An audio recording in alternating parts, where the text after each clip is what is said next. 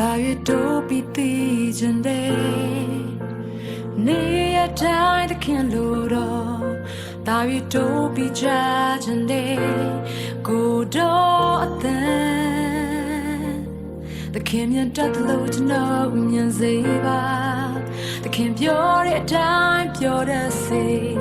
Just know alone na shade or night we happy Shema buzomi Swan sa shi the mya pie Go rob lendo che yema Go gwe na shaya do To no go say koba The kim ye dare Yo will see no day Sang as swaps To know all you down that be The kim ye dare To know a day to play you by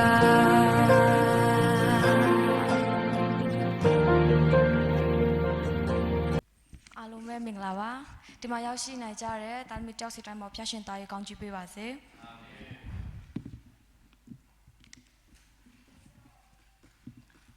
အခုချိန်ကတော့အစီအစဉ်လေးကိုတစ်ချက်ကြေညာပေးမှာဖြစ်ပါတယ်တပါပတိအနေနဲ့သမီးအလွမ်းအနေဦးဆောင်သွားမှာဖြစ်ပြီးအစာပြုအနေနဲ့ဒေါ်နေစာဝင်းကနေဆူတောင်းပေးမှာဖြစ်ပါတယ်ဆက်လက်ပြီးတော့ချီးမွမ်းကိုးကွယ်ခြင်းကိုအေလီနိုအဖွဲ့ကနေပဲချီးမွမ်းကိုးကွယ်ပြီးတော့ကြေညာခြင်းကိုဆရာအားချမ်းအနေကြေညာပေးမှာဖြစ်ပါတယ်တဆက်တည်းတက်တေခံခွန်အားပေးခြင်းဖြစ်ပြီးကျမ်းစာဖတ်ဖို့ရန်အတွက်တေကောခန်းကြီး9ကိုဆရာဆန်ထွန်းမန်ကနေပြီးတော့ကျမ်းစာဖတ်ပေးတော့မှာဖြစ်ပါတယ်အလူငွေဆူတောင်းကိုတော့ဒေါ်ချယ်ရီဝင်းကနေအလူငွေဆူတောင်းပေးပြီးတပင်တိုင်းတချင်းကိုတော့ဒေါ်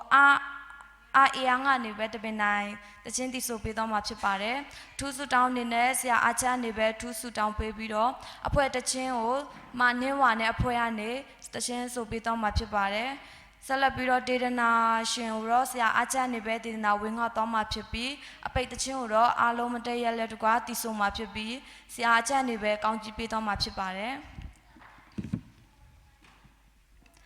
စာမပြုတ်ခင်မောကျန်းစာတစ်ပိုက်ဖတ်လို့ပါတယ်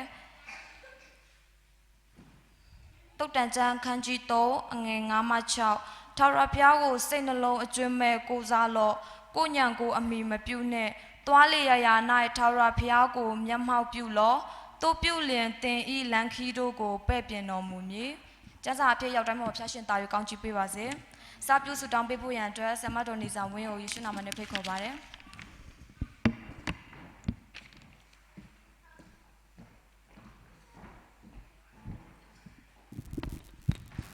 စာဆူတောင်းကြပါစို့တရှင်တော်မတော်ဖာကိုရိုကိုကျေးဇူးတင်တဲ့ဒီနေ့မြန်မာမိတ္တဟာရမှာလဲကိုရိုရှိအတူပါရှိလဲဒီမှာလာရောက်ကြတဲ့ညီကိုမောင်မတယောက်စီတိုင်းကြမှာချင်းပေးဒီတာမကကိုရိုရှင်နှုတ်ကပတ်တမန်တရားကိုကိုရိုရှင်နားဆင်ရခွင့်ကိုရိုကိုချီးမွမ်းအတူယုံကြည်သူများနဲ့အတူချီးမွမ်းကိုးကွယ်ရတဲ့ခွင့်ချင်းတိုင်းကောင်းပြင်ဆင်ပေးတဲ့အတွက်ကျေးဇူးတင်တဲ့သမီးတို့နဲ့အတူပါရှိလဲကိုရိုသမီးတို့ကိုပြုအစည်းအဝေးကိုအစအလေအဆုံးတိုင်းအတူပါရှိတော်မှာပါကြောင်းကျေးဇူးတော်အပေါင်းကိုချီးမွမ်းလေယေရှုနာမနဲ့ဆုတောင်းကြပါရဖဖျားရှင်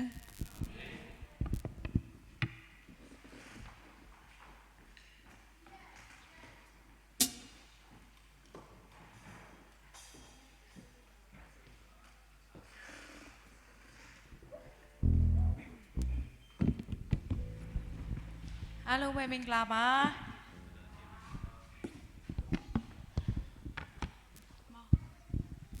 ခုချိန်မှာတော့ဖျားသခင်ကိုဝက်ချီးမွမ်းကိုယ်ကိုယ်စီစဉ်စားတော့မယ်ဆိုတော့ကျေးဇူးပြုအားလုံးမတည့်ပြီးတော့ပထမဆုံးအနေနဲ့လုံလောက်သောကျေးဇူးတော်ဆိုတဲ့တခြင်းလေးနဲ့ဖျားကိုချီးမွမ်းကြမယ်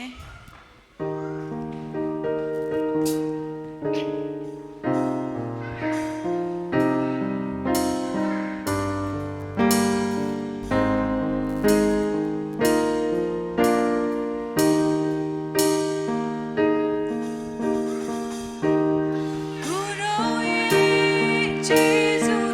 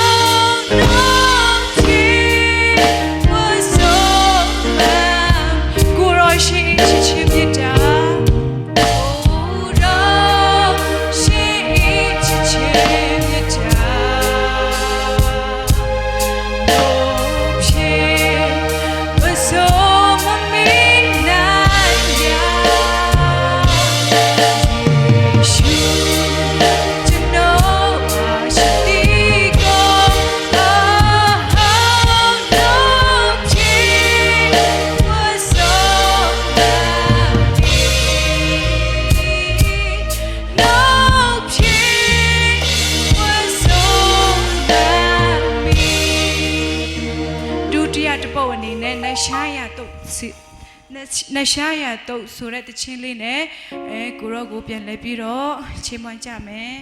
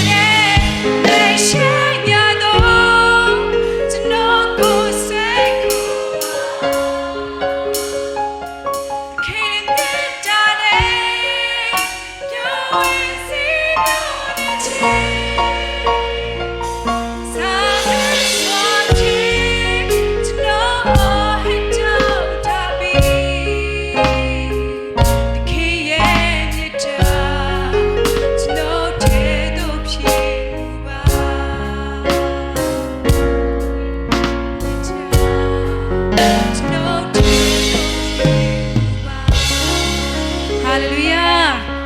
ဒါတရားအနေနဲ့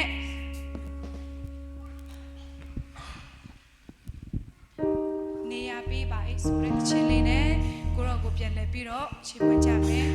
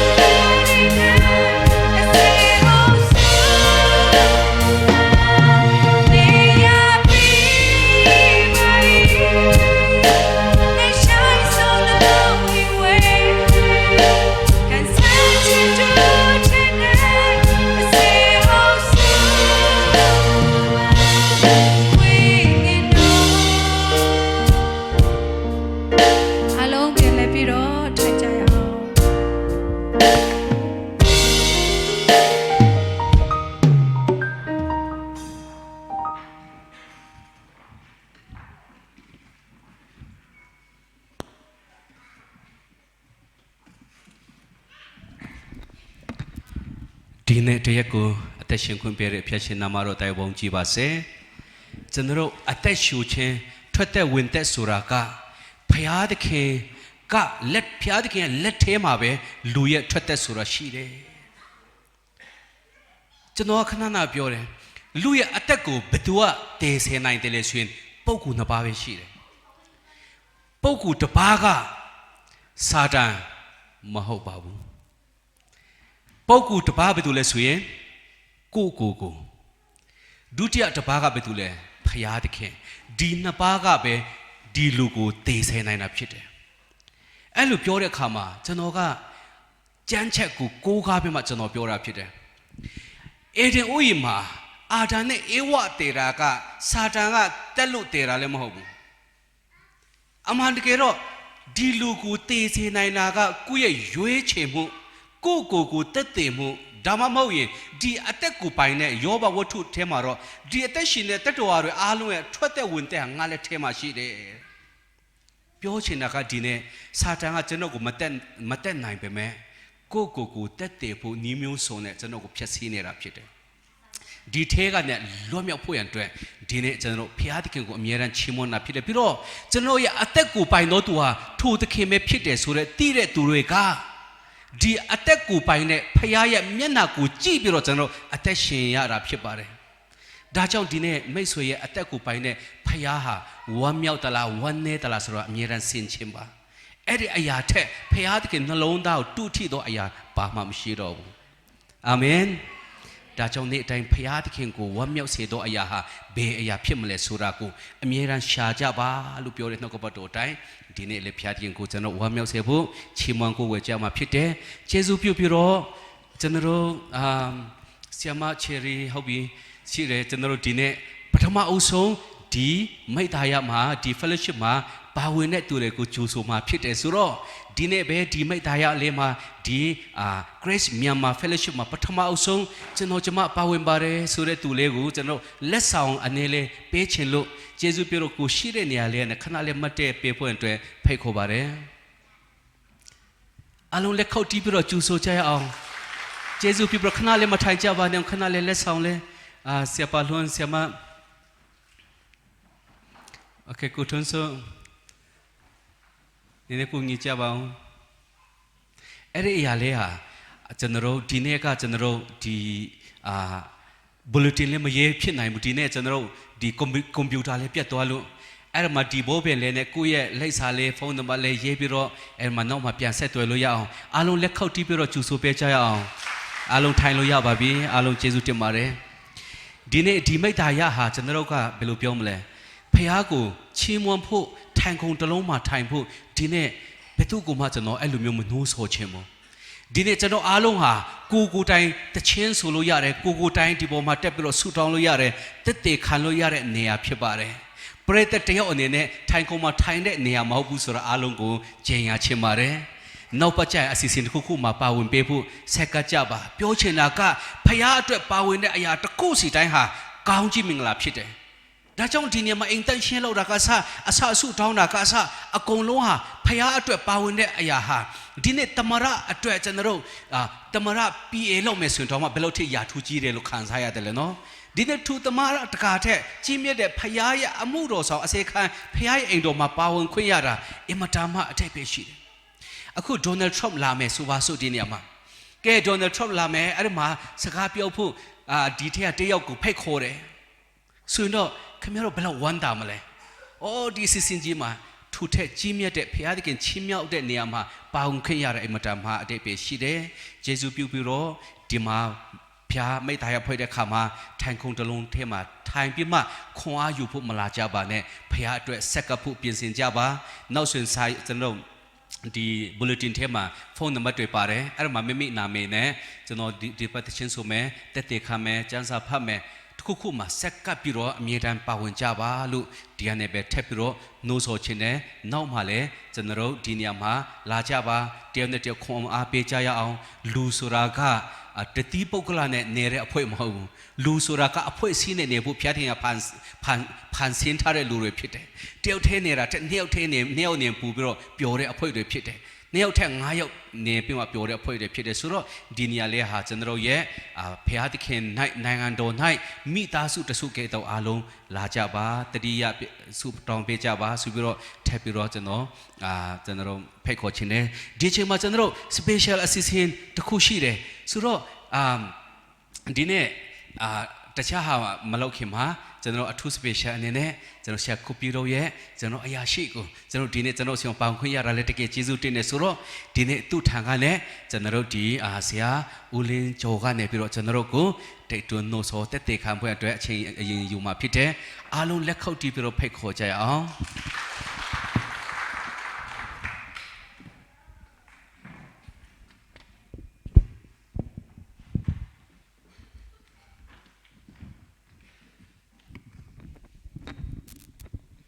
ခြေဦးစွာဖျားရှင်ရဲ့နာမတော်ချီးမွမ်းပါတယ်ကျွန်တော်နာမည်ကဆလိုင်းလင်းကျော်ဖြစ်တယ်ကျွန်တော်အရှိုချင်းလူမျိုးတယောက်ဖြစ်တယ်အရှိုချင်းဆိုတာတော့ကျွန်တော်တို့ချင်းလူမျိုး53မျိုးထဲမှာပါတဲ့အရှိုချင်းပေါ့နော်အရှိုချင်းဖြစ်တယ်ကျွန်တော်အမျိုးသမီးကဟာခါဖြစ်တယ်အေဂျီဖျားเจ้าရှိရကျွန်တော်အဖေကဦးချအောင်ဖြစ်တယ်ကျွန်တော်ဒီရောက်တာ12နှစ်2012 sorry 2012ထဲကနေမှစရောက်တယ်အမျိုးသမီးကဟာခါဖြစ်တယ်ကျွန်တော်ကအရှိုဖြစ်တဲ့အတွက်ကြောင့်ရှိုခါဒီပေါ့နော်ဒါသမီးငယ်လေးကတော့ပါတယ်ဒီမှာတယောက်သမီးတယောက်ပါတယ် grade 9တက်နေတယ်သားနှစ်ယောက်ကတတိယနှစ်နဲ့ကျွန်တော်ဒီမှာလင်းသူရင်ထက်လင်းဝေရန်ထက်ဆိုပြီးတော့ကျွန်တော်တို့သားသမီး3ယောက်ရှိတယ်ပေါ့နော်ဒီမှာလဲသမီးတွေတွေ့ရတဲ့အတွက်သားကိုကြော်ညာတာတော့မဟုတ်ပါဘူးမိတ်ဆက်ချင်းပဲဖြစ်တယ်ဖျားရှင်ကိုရှေးဦးစွာချီးမွမ်းတဲ့ဟာကတော့ကျွန်တော်ဒီပလင်ပေါ့နော်ပလင်ကျွန်တော်ဒီလိုမျိုးနေရာဆိုလို့ရှိရင်လေဘလို့မတက်လို့မရတဲ့နေရာဘာကြောင့်လဲဆိုကျွန်တော်ဒူးတုံနေမဲ့ဟာကိုလေအကုန်မြင်ပါလေဖျားရှင်ချီးမွမ်းတဲ့ဟာဒီကျွန်တော်ဒီဟာခါမျိုးကိုကျွန်တော်တို့ယုံကြည်သူအများစုနဲ့အတူလာရောက်ပြီးတော့ဖျားရှင်ရဲ့ကောင်းမြတ်ကြောင်းတွေကိုဒီမှာအားလုံးပေါင်းပြီးမိသားစုတွေအားလုံးလာရောက်ပြီးတော့ချီးမွမ်းခွင့်ဆက်ကပ်ခွင့်ကိုပြင်ဆင်ပေးတဲ့ဖျားရှင်ရဲ့နာမတော်တာ၍ဘုန်းကြီးပါစေဒီနေရာမှာရက်နေနိုင်တဲ့အကြောင်းအရာဒီနေရာဆိုတာကဒီစင်ပေါ်ပြောတာမဟုတ်ဘူးဒီလိုမျိုးပလင်အကြီးကြီးလေးမှာကျွန်တော်ရက်နေနိုင်တာဒီကျွန်တော်ကိုခွန်အားပေးနေတဲ့ဖျားရှင်နဲ့ဒီမှာရှိတဲ့ယုံကြည်သူတွေကြောင့်ပဲဖြစ်ပါတယ်ကျွန်တော်တို့ဧည့်သည်လည်းမဟုတ်ဘူးအင်ရှင်နာဖြစ်တယ်အားလုံးဒီကျွန်တော်တို့လက်တလောဇာတိသဘောရတော့အင်ရှင်ဆိုပေမဲ့လည်းကျွန်တော်တို့နိုင်ငံကကောင်းငင်နိုင်ငံဖြစ်တယ်မြန်မာနိုင်ငံမဟုတ်ဘူးအဲ့တော့ကျွန်တော်တို့ဗီဇာနဲ့လာတဲ့အခါမှာကိုယ်နိုင်ငံရဲ့ဗီဇာရဲ့သတ်မှတ်ချက်တွေရှိတာပေါ့နော်ရှိတာဖြစ်တဲ့အတွက်ကြောင့်ဒီနိုင်ငံကိုရောက်တဲ့အခါမှာကျွန်တော်တို့ဖျားရှင်ရဲ့ပုံသက်တည်ဖြစ်ဖို့အတွက်ကိုပြန်သွားတဲ့အခါမှာဟာမင်းလွတ်လိုက်တဲ့အချိန်မှာဖျားရှင်ကလွတ်လိုက်တဲ့အခါမှာကျွန်တော်ဒီနိုင်ငံမှာရောက်နေတဲ့အခါမှာဘလို့ပုံသက်တည်မျိုးနဲ့နေခဲ့တာလဲဆိုတဲ့ဟာဒီကောင်းကင်နိုင်ငံရောက်တဲ့ခါကြလို့ရှိရင်ကျွန်တော်တို့ပြန်ရောက်တဲ့ခါကြလို့ရှိရင်ပြန်ပြီးတော့ကိုယ့်ရဲ့အစီရင်ခံစာတွေပြန်တက်ရမှာဖြစ်တယ်အဲ့တော့ဒီနိုင်ငံကိုယ့်နိုင်ငံမဟုတ်တဲ့အတွက်ကြောင့်ဒီနိုင်ငံမှာရောက်နေတဲ့အချိန်မှာကိုယ့်နိုင်ငံရဲ့ကောင်းကြောင်းနဲ့ကိုယ့်နိုင်ငံရဲ့ပုံသက်တွေကိုကျွန်တော်တို့ပြဖို့အတွက်ရောက်နေတာပဲဖြစ်တယ်ဒီမှာတင်ဆွဲလန်းပြီးတော့မြေတွေရေတွေလေတွေအမျိုးတွေဆွဲလန်းနေမဲ့နေရာမဟုတ်ဘူးလို့ကျွန်တော်အနေနဲ့ကတော့ခံယူထားတယ်ကိုယ့်နိုင်ငံဒီကောင်းကင်နိုင်ငံမှာပဲရှိတယ်ဆိုတဲ့ဟာကိုကျွန်တော်အနေနဲ့ရှေးဥစွာဖော်ပြလိုတယ်နောက်တစ်ချက်ကကြတော့ကျွန်တော်အခုဆိုရင်ဒီခွန်လာပိုင်းဆိုလို့ရှိရင်အသက်50ပြည့်ပြီပေါ့နော်အရှိမပြောခဲ့သလိုပဲဒီမှာရှိတဲ့လူငယ်ကျွန်တော်တဲ့ငယ်တဲ့လူတွေကြီးပဲဖြစ်ပါပါအဲ့တော့ဒီမှာရှိတဲ့လူတွေဒီမှာရှိတဲ့ယုံကြည်သူမိသားစုတွေဒီဖခင်ရဲ့ကောင်းမြတ်ကြောင်းကိုအစောကြီးတည်းကနေမှရရှိခံစားတဲ့လူတွေဖြစ်မယ်လို့ကျွန်တော်အနေနဲ့ယုံကြည်တယ်ကျွန်တော်မွေးစားကလေးကခရစ်ယာန်တယောက်ဖြစ်တယ်အဖိုးကအစကျွန်တော်တို့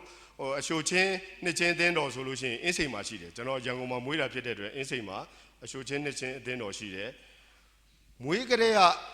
ခရစ်ယာန်တယောက်ဖြစ်တယ်မွေးကလေးကခရစ်ယာန်တယောက်ဖြစ်တယ်တနေရာပြီးတနေရာရောက်တိုင်းအခုလိုပဲပေါ့နော်အရာရှိဒီနေရာရှိတဲ့လူတွေဆိုလို့ရှိရင်သူကကျန်တဲ့လူတွေလည်းခွန်အားရဖို့မိတ္တာရဖွဲ့ခွင့်ရဖို့ဒါလေးတွေပြင်ဆင်ပေးတဲ့အခါမှာဖခင်ရှင်ကနေမှာကောင်းမြတ်တဲ့အဲ့အချိန်မှာဆိုလို့ရှိရင်ဥပမာတစ်ခုပေါ့နော်နောက်တစ်ပတ်ကြာလို့ရှိရင်ကျွန်တော်အဖွင့်ဆူတောင်းဒါမှမဟုတ်လို့ရှိရင်အလူငွေဆက်ကတ်ဆိုရင်ကျွန်တော်တို့ကအလွန်တရာပြဿနာတက်ပြီတပတ်လုံးလူများဆူတောင်းတဲ့ဟာကိုကျွန်တော်ခရစ်ယာန်မွေးကြရခရစ်ယာန်နော်တပတ်လုံးလူများဆူတောင်းခဲ့တဲ့ဟာတွေကိုပြန်ပြီးတော့စဉ်းစားပြီးတော့ရေးနောက်မှားလိုက်ပြန်ရေးလိုက်ပြန်ပြီးမှကျွန်တော်အလွတ်ကျရတယ်အဲ့တုန်းကကျွန်တော်တို့အဲ့ရဲ့ဖျားเจ้าကဒီလိုမျိုး state မဟုတ်ပေါ့နော်တက်သားနဲ့ state အရင်ခေတ်တုန်းကတော့တက်သားနဲ့ state ကိုကွယ်နေပြီးသား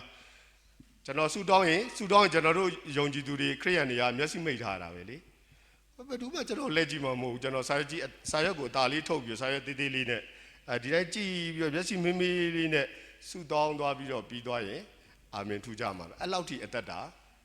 ရှိခဲ့တယ်ပေါ့ပြောချင်တာကျွန်တော်ဒီကိုတဖြည်းဖြည်းနဲ့ရင်းကျက်လာတာဒီအသက်အရွယ်ကြီးလို့ရင်းကျက်လာတဲ့အနေအထားမဟုတ်ဘူးကျွန်တော်တို့ယုံကြည်သူတွေကြောင့်ဒါလည်းဖျားရှင်ပို့ဆောင်ပေးတဲ့နေရာဒီကောင်းမြတ်တဲ့နေရာဖြစ်တယ်အဲ့နေရာရောက်ရှိလာတဲ့အခါမှာဒီလိုယုံကြည်သူပုံသက်တွေနဲ့မိုင်းရှိလဲကျွန်တော်အဆင်ပြေပါပါဒါပေမဲ့ခုနခွာရတော့ဒီလိုကျွန်တော်အတန်ဖွင့်ပြီးဆိုလိုက်တာလည်းအတန်ကြာသွားတယ်ဆရာမတွေလည်းကျေးဇူးတင်တယ်အဲ့တော့ကျွန်တော်တို့ခုနအောင်ပြန်ပြီးတော့တက်တည်ခံရမယ်ဆိုလို့ရှိရင်ရေစင်ဘွားတွေကခရစ်ယာန်တရားဖြစ်နေတယ်ကျွန်တော်တို့ကယ်တင်ခြင်း၃မျိုးတည်းမှာတစ်မျိုးကတော့ရရှိနေပြီကျွန်တော်တို့ဧဝံဂေလိဆိုတဲ့တည်င်းကောင်းဖြစ်တာဖြစ်တဲ့အတွက်လူတိုင်းဧဝံဂေလိလောက်ရမယ်ဧဝံဂေလိလောက်ရမှာဖြစ်တဲ့အတွက်ကြောင့်ကျွန်တော်တို့ဒီကယ်တင်ခြင်းစိတ်ချဖို့ကယ်တင်ခြင်းရဖို့ဟာပထမဦးဆုံးအရေးကြီးတာဖြစ်တယ်အဲ့တော့လောကကြီးမှာကျွန်တော်တို့အသက်ရှင်နေတဲ့မှာစစချင်းမူလဖြစ်တည်မှုအရာတိုင်းဒီဖန်ဆင်းခြင်းနဲ့လုပ်တဲ့ဟာခုမှမရှိတော့ဘူးကျွန်တော်အေးချစဉ်းစားလိုက်တဲ့အခါမှာကျွန်တော်တို့လူခန္ဓာကိုယ်ကြီးအခြားသိပ္ပံပညာရှင်တယောက်ကနေပါဖန်ဆင်းလို့မရဆက်ရုပ်တွေကဖန်ဆင်းလို့ရတယ်သစ်ပင်ယူဖန်ဆင်းလို့မရသစ်ပင်နဲ့ဒီအရာတော့ပဲဖန်ဆင်းလို့ရတယ်ဟိုပြင်ဆင်လို့ရမှာပေါ့တီထွင်လို့ရတယ်အဲ့လိုကြောင့်ဖန်ဆင်းခြင်းကကျင့်ဒီပေါရှိတာဖြစ်တဲ့အတွက်ကျမ်းစာထဲမှာပါသူပဲကျွန်တော်တို့အပြစ်သားတွေအမြဲတမ်းနေ့တိုင်းအပြစ်လုပ်နေတဲ့လူကိုကိုယ့်ကိုယ်လည်းဆင်ញင်မိတာဖြစ်တဲ့အတွက်ငါအပြစ်သားဖြစ်တဲ့အတွက်ဘုရားရှင်ရဲ့ကျမ်းစာထဲမှာပါတဲ့အရာဒီခရစ်တော်ရဲ့လဝကတိုင်းမှာကျွန်တော်တို့ရဲ့အပြစ်ကြောင့်အသေးခံပြီးတော့အသွေးနဲ့ဆေးခဲ့တဲ့ဟာဒီယုံကြည်ခြင်းအပြင်ကျွန်တော်တို့ဒီကယ်တင်ခြင်းပထမကယ်တင်ခြင်းကိုရတဲ့အခါမှာကောင်းကင်နိုင်ငံသားဖြစ်ခွင့်ရပါတယ်။သို့တော်ဒုတိယကယ်တင်ခြင်းဖြစ်တဲ့ခန္ဓာစိတ်ဝိညာဉ်ကျွန်တော်ကောင်းကောင်းအရင်တော့ခန္ဓာကြီးရတော့ပြီးတာပေါ့ခန္ဓာတော့ကောင်းကောင်းပြီးဝိညာဉ်ဒီငယ်တဲ့ခရိယာဖြစ်တဲ့အတွက်ဒီကြီးကနေမှခန္ဓာဖြစ်လာပြီးတော့ဘုရားရှိခိုးတယ်မှာဝိညာဉ်ပုံသွင်းထားတာဖြစ်တဲ့အတွက်ဝိညာဉ်ကောင်းကောင်းပြီးတာပေါ့ဒါပေမဲ့လူများပြောနေကြအတိုင်းပဲအလွတ်ချက်ထားတဲ့စကားလုံးကခန္ဓာစိတ်ဝိညာဉ်ကျမ်းပါခြင်းပေါ့စိတ်ဆိုတာဘာမှမဟုတ်ဂကနနာမသိဘူးအဲ့တော့ကျွန်တော်တို့ဒီမှာဆရာတွေပြင်ယုံကြည်သူတွေနဲ့ပတ်ဝန်းကျင်မှာနေထိုင်လာတဲ့အခါမှာဒုတိယကယ်တင်ခြင်းဖြစ်တဲ့အဲ့ဒီစိတ်ကိုဇာတိပဂရိဆိုတဲ့ဘုရားဆရာရှိမှပြောခဲ့လို့ပဲအာရနဲ့ဧဝကြောင့်ဖြစ်ပေါ်လာတဲ့ကျွန်တော်တို့ရဲ့ဇာတိစိတ်ကြီးဇာတိကြီးအထက်ထဲမှာကိန်းအောင်ဇာတိစိတ်နဲ့ဘုရားပြထားတဲ့ဝိညာဉ်နဲ့အဲ့ဒီနှစ်ခုကိုအချိန်ပြည့်နေတူကထိန်းကျောင်းနေနိုင်တဲ့ခရိယာတရားရဲ့ပုံသက်တွေဒုတိယကယ်တင်ခြင်းကျွန်တော်တို့အတီး9မျိုးတည်းမှာဒီနေ့ဆိုရင်ကျွန်တော်တို့အသစ်တွေဆိုရင်9ယောက်တွေ့ရတယ်ဝိညာဉ်ဒီကိုနေ့စဉ်နဲ့အမျှကိုဘယ်လောက်ထိမျိုးစစ်ကျဲနိုင်လဲဆိုတဲ့ဟာကိုပြန်ရေးရမယ့်ဟာတွေကိုဘယ်လောက်ထိမျိုးစစ်9မျိုးဘယ်လောက်ထိကျဲနိုင်လဲဆိုတဲ့ဟာကိုယ့်အကူထိန်းနေရတဲ့စာရင်ဘုရားရှင်ပြင်ဆင်ပေးထားတဲ့ကျွန်တော်တို့ယုံကြည်သူတွေနဲ့အနည်းအပါးမှာခုလိုပဲမိတ္တရာပွဲနေခြင်းအပြင်ခုနကဇာတိဆိုတဲ့စိတ်နဲ့ဘုရားပြထားတဲ့ဝိညာဉ်မှာဘုရားပြထားတဲ့ဝိညာဉ်ကိုအချိန်နဲ့မျှနိုင်ယူခြင်းအပြင်လက်ရှိအချိန်မှာကျွန်တော်တို့ကောင်းကြီးနေတာတရှိတော်ဘုရားရဲ့ကောင်းကြီးနေတာကိုလည်းခံစားနေနိုင်မှာဖြစ်တယ်လို့ပဲကောင်းတဲ့ဆုလက်တွေကိုလည်းကျွန်တော်တို့ပြန်လည်ပြီးတော့တတိယကယ်တင်ခြင်းဖြစ်တဲ့ခြေတော်ချင်းကာလမတိုင်ခင်မှာပဲဖြစ်ဖြစ်ခြေတော်ချင်းအချိန်မှာပဲဖြစ်ဖြစ်ကောင်းငင်ကိုရောက်သွားတဲ့အခါကျရင်ကျွန်တော်တို့ကောင်းငင်ဆုလက်5မျိုးတွေရတယ်တခုကို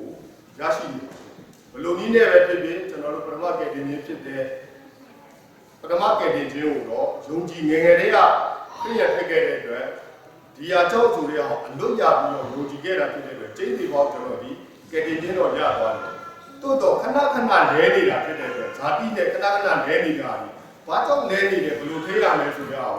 ကိုကိုယ်ကမသိဘူးအဲ့ဒီစိတ်ဆိုတဲ့ဟာကိုလည်းမသိဘူးဟောဒီမှာရောက်တဲ့အခါကျတော့ကျွန်တော်တို့ဆရာတွေနဲ့ယုံကြည်သူတွေရဲ့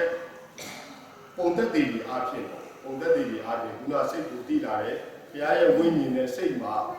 ဇာတိပဂရိစိတ်မှာဘုရားရဲ့ဝိညာဉ်ကိုထည့်ပေးထားတဲ့ခရစ်တော်ကိန်းအောင်နေတဲ့ဝိညာဉ်ထဲမှာ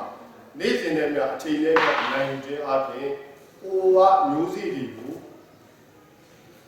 မျိုးစေ့တွေကိုကျဲပြီးမျိုးစေ့များများကျဲနိုင်တဲ့အပြင်ကောင်းကင်နိုင်ငံမှာကျွန်တော်တို့ရေးရမယ့်ဒီလောကမှာရေးရမယ့်အခါရှိပြီးကောင်းကင်နိုင်ငံဆုလက်တွေကိုလည်းရရှိမယ်ဆိုတဲ့ဟာကို ဘုရားပြင်ဆင်ပေးတဲ့ဘုရားပို့ဆောင်ပေးတဲ့ကျွန်တော်တို့ဒီချင်းပြည်နယ်ဟာခေါကိုပို့ဆောင်ပေးတဲ့ဘုရားရှင်နာမကိုချီးမွမ်းပါတယ်အထူးသဖြင့်ကျွန်တော်တက်ထဲမှာ22နှစ်နေခဲ့တယ်တက်ထဲမှာ22နှစ်ဘုံမှုပွားတယ်နေခဲ့တာဒီချိန်မှာကျွန်တော်တက်ထဲမှာနေခွင့်မရှိတာဟောကိုအတော်တရားမှကျေးဇူးတင်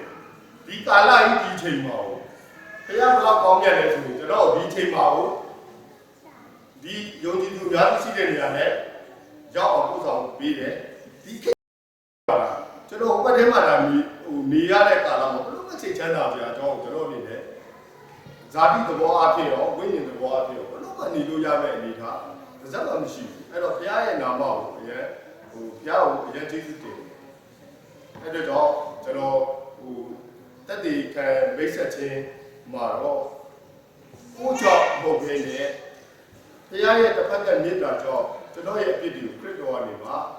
အသွေးနဲ့တည်ခြင်းအပြင်နဲ့ပြီးတော့ရှင်ပြန်ထမြောက်တဲ့အခါမှာဒုတိယ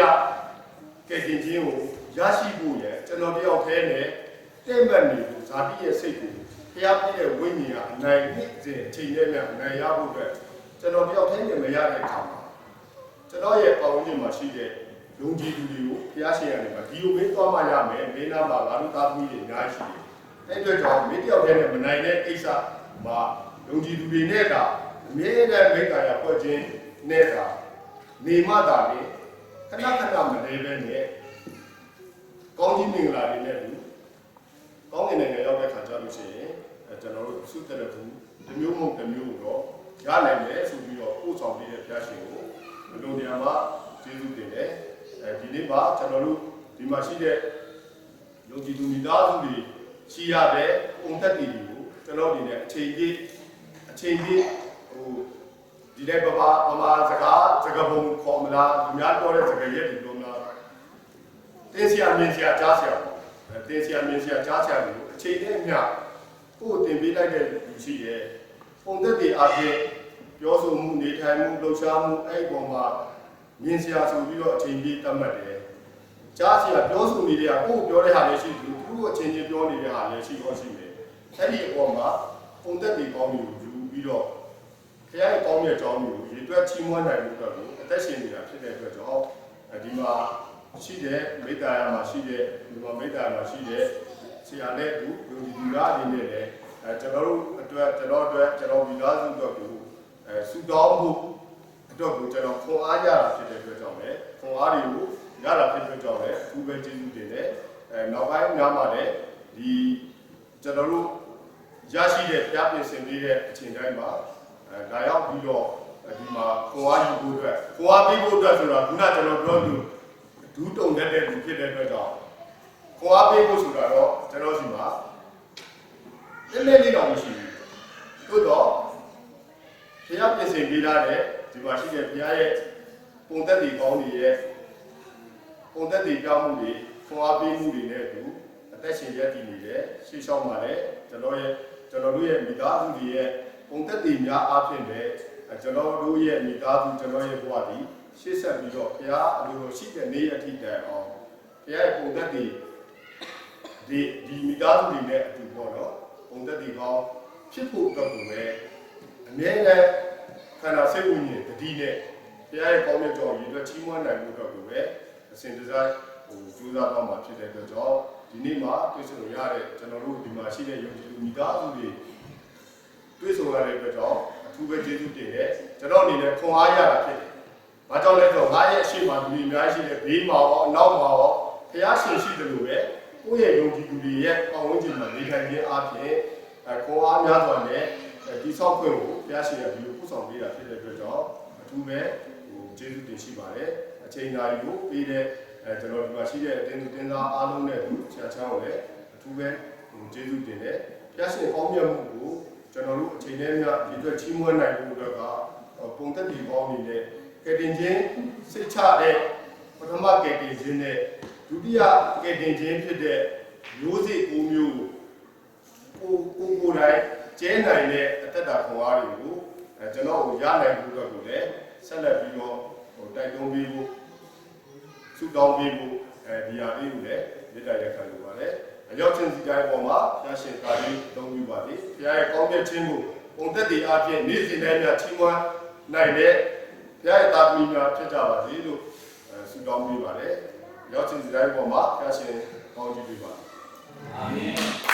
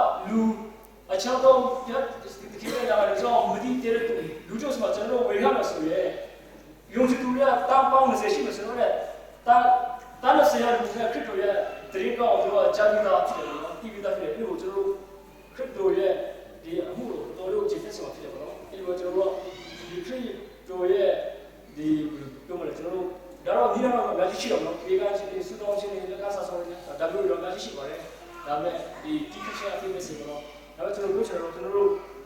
ဒီ crypto ရဲ့အမှုလို့ကြေပြောင်းပါတော့ကျွန်တော်နူးနည်းနဲ့ကျွန်တော်တို့ပေါ့လို့လူကြရတယ်နဲ့တိုက်တွန်းချင်ဖြစ်တယ်အဲ့လိုကျွန်တော်လည်းဝေးရလဲဝေးရဆိုကျွန်တော်ဆိုင်ကျွန်တော်弄好了，ကျွန်တော်ဆိုင်နေရှိတယ်ဒီလက်ကျဆိုလက်ကျကျွန်တော်က crypto အကြောင်းဝေးထားတယ်ဒီတော့သူတို့ဖြစ်စေဒီ online warning messenger ကလည်းဖြစ်စေကျွန်တော်ကဝေးထားတယ်မျိုးလိုဝေးထားတယ်ဆိုတော့ဝေးရတဲ့ကမှာသူ့မပြောနေတယ်ပြောနေလက်သူတော့ကျွန်တော်တီးကျွန်တော်ပြင်ရတဲ့နိုင်လို့ဆိုတာတော့ကျွန်တော်တခင် crypto ဆိုတော့ဆူလို့လည်းကျွန်တော်ဒေါက်တာပေါ့နော်လူတို့ဒေါက်တာတယောက်မလေးရအမျိုးတမီးပဲပြောတော့တော်တော်လေးထုတ်လာပါတော့တက်တက်ပြန်တယ်တော်တော့ကျွန်တော်ညင်ပြင်းနဲ့မနေ့ကကျွန်တော်လေးဖြတ်ပြီးရှိပါဘူးထုတ်ပြီးတော့ကျွန်တော်စက်ကလည်းကမှာသူကပြောင်းနေတော့တာပေါ့ဒါမျိုးတွေသူပြောမဲ့မဟုတ်ပါဘူးနော်ဒါမျိုးတွေရှိတယ်ဆိုတော့သူတို့ပြောင်းနေပြီကျွန်တော်တို့ခရစ်တော်လူရှိတော့ကျွန်တော်တို့တီးဖို့လည်းသူတို့ကြည့်ရှင်းနေပြီးရှိတယ်ကျွန်တော်တို့ဒီခရစ်တော်ရဲ့မစ်ရှင်ကတော့ကျွန်တော်တို့ခြေပြတ်နဲ့ခြေပြတ်အောင်ကျွန်တော်တို့အပတ်ပတ်ကနေဒီကိုတော့ဆောင်ဖို့တော့ကျွန်တော်တို့ဒါမျိုးတွေတော့ဆောင်ဖို့ရဆိုတော့လို့ဆက်ပြီးကျွန်တော်ဒီနေ့တက်ကြတဲ့ချက်ကတော့ဒီနေ့ချက်ပါပဲပထမတော့ fashion ဘာလို့ဝမျိုးစတော့ဒီပေါ့နော်ဖြစ်ဖို့ကိုကျွန်တော်ပြောချင်တယ်ဘူဂျာအနေနဲ့တော့ကျွန်တော်တို့ကြားတကယ်ရမှုလို့ပေါ့နော်ဒီတွန်းနိုင်တဲ့ဖက်ကနေပေါ့ဒါကျွန်တော်ခုပြောတာကောင်းကြည့်မှုနဲ့ဆက်ဆိုင်နေရဖြစ်တယ်ခရစ်တော်ကခိုင်းနေရတယ်ဖြစ်တယ်ဆိုတော့ကျွန်တော်ဒီချက်လေးကိုတက်တဲ့ခံဝင်မှချင်တာဖြစ်တယ်အားလုံးကရရှိကောင်းကြည့်ပါစေအာမင်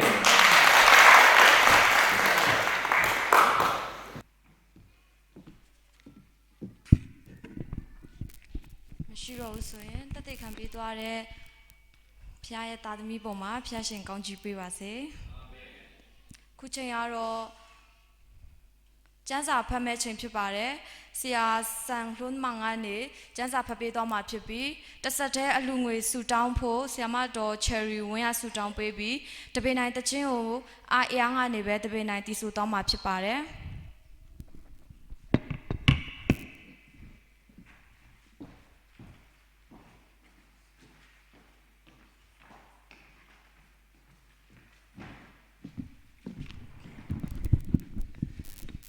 ဒီကနေ့အားလုံးအတူတကွဖတ်ကြားသားမယ်ကျမ်းပိုက်ကတော့တစ်ကောအခန်းကြီး9ဖြစ်ပါတယ်ကျမ်းစာအုပ်ပါတယ်ဆိုတော့ခဏလေးဆောင်ရအောင်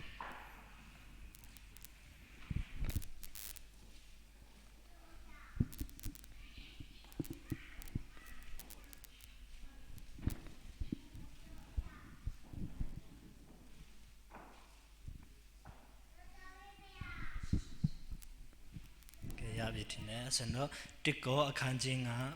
အပိုင်ငယ်တစ်ကနေ73ထိကျွန်တော်တို့ဖတ်သွားမှာဖြစ်တယ်အလုံးအတူတူကဖတ်ရအောင်သာသနာပလူတို့တွင်ပြမကြဖူးသည်ဖာဤမယားကိုသိမ်းယူ၍မတရားသောမေထုံမြှဝေခြင်းမျိုးတင်တို့တွင်ရှိကြောင်းအနှံ့အပြားကြားနေရ၏ထူသောပြုသူကိုတင်တို့အထဲမှနှင်ထုတ်ရမည်အကြောင်းစိတ်မသာငြီးတွားခြင်းကိုမပြုမာနထောင်လွှားလျက်နေကြ၏ထူကြောင့်ငါသည်ခွန်ဝါဖြင့်တင်တို့နှင့်ကွာလျက်ရှိတော်လေဝိငင်အားဖြင့်မကွာကိုယ်တိုင်တင်တို့နှင့်အတူရှိတကယ်သောထူသောကျင့်တော်သူကိုယခုပင်ငါစီရင်ပြီးစီရင်ချက်ဟုမူကားငါတို့သခင်ယေရှုခရစ်၏အခွင့်အားဖြင့်တင်တို့သည်ငါကိုနှင့်အတူစုဝေးစေပြီးမှငါတို့သခင်ယေရှုခရစ်၏တကိုးတော်ကိုအမိပြု၍ထူသူ၏ဝိညာဉ်သည်ယေရှုခရစ်၏နေရ၌ကယ်တင်ခြင်းသို့ရောက်မည်ကြောင်းသူ၏ကိုယ်ခန္ဓာပျက်စီးဖို့ရာသူကိုစာရန်လက်သို့အနှံ့ကြစေဟုငါစီရင်၏တင်၏ဝါကြွားခြင်းသည်မကောင်းမတင်ဖြစ်၏အနည်းငယ်သောတစေသည်မုံစိန်တပုံလုံးကိုဖောင်းကြွစေတတ်သည်ကိုမသိကြသလိုတင်တို့အမှန်ဖြစ်စီအငီအတိတ်သောမုံစိန်ဖြစ်မည်အကြောင်းတစေဟောင်းကိုတင်ပြရှင်ကျောင်းမူကားခရစ်တော်ဤတည်သောအာဟုဝတ္တကအမှုတကယ်သည်အာဟုကိုရေပူဇော်ရာဖြစ်၏သူကြောင့်တစေတော်သူမိခြင်းနှင့်ရောက်မှခြင်းစီတို့ကိုဖြစ်ပြီးတစေတော်ကိုကြည်လူခြင်းသစ္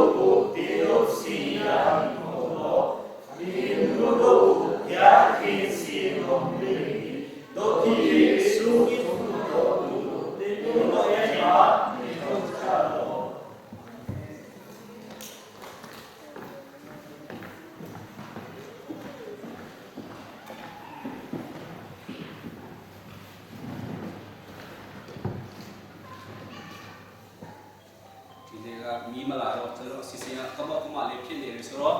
ဒီချိန်မှာကျွန်တော်တို့ကွာအထူးဆူတောင်းခြင်းအဖြစ်ကျွန်တော်ပါဝင်ကြအောင်ဆိုတော့ဒီအထူးငွေဆူတောင်းတခြင်းကမီးလာမအစီအစဉ်မှာဆိုတော့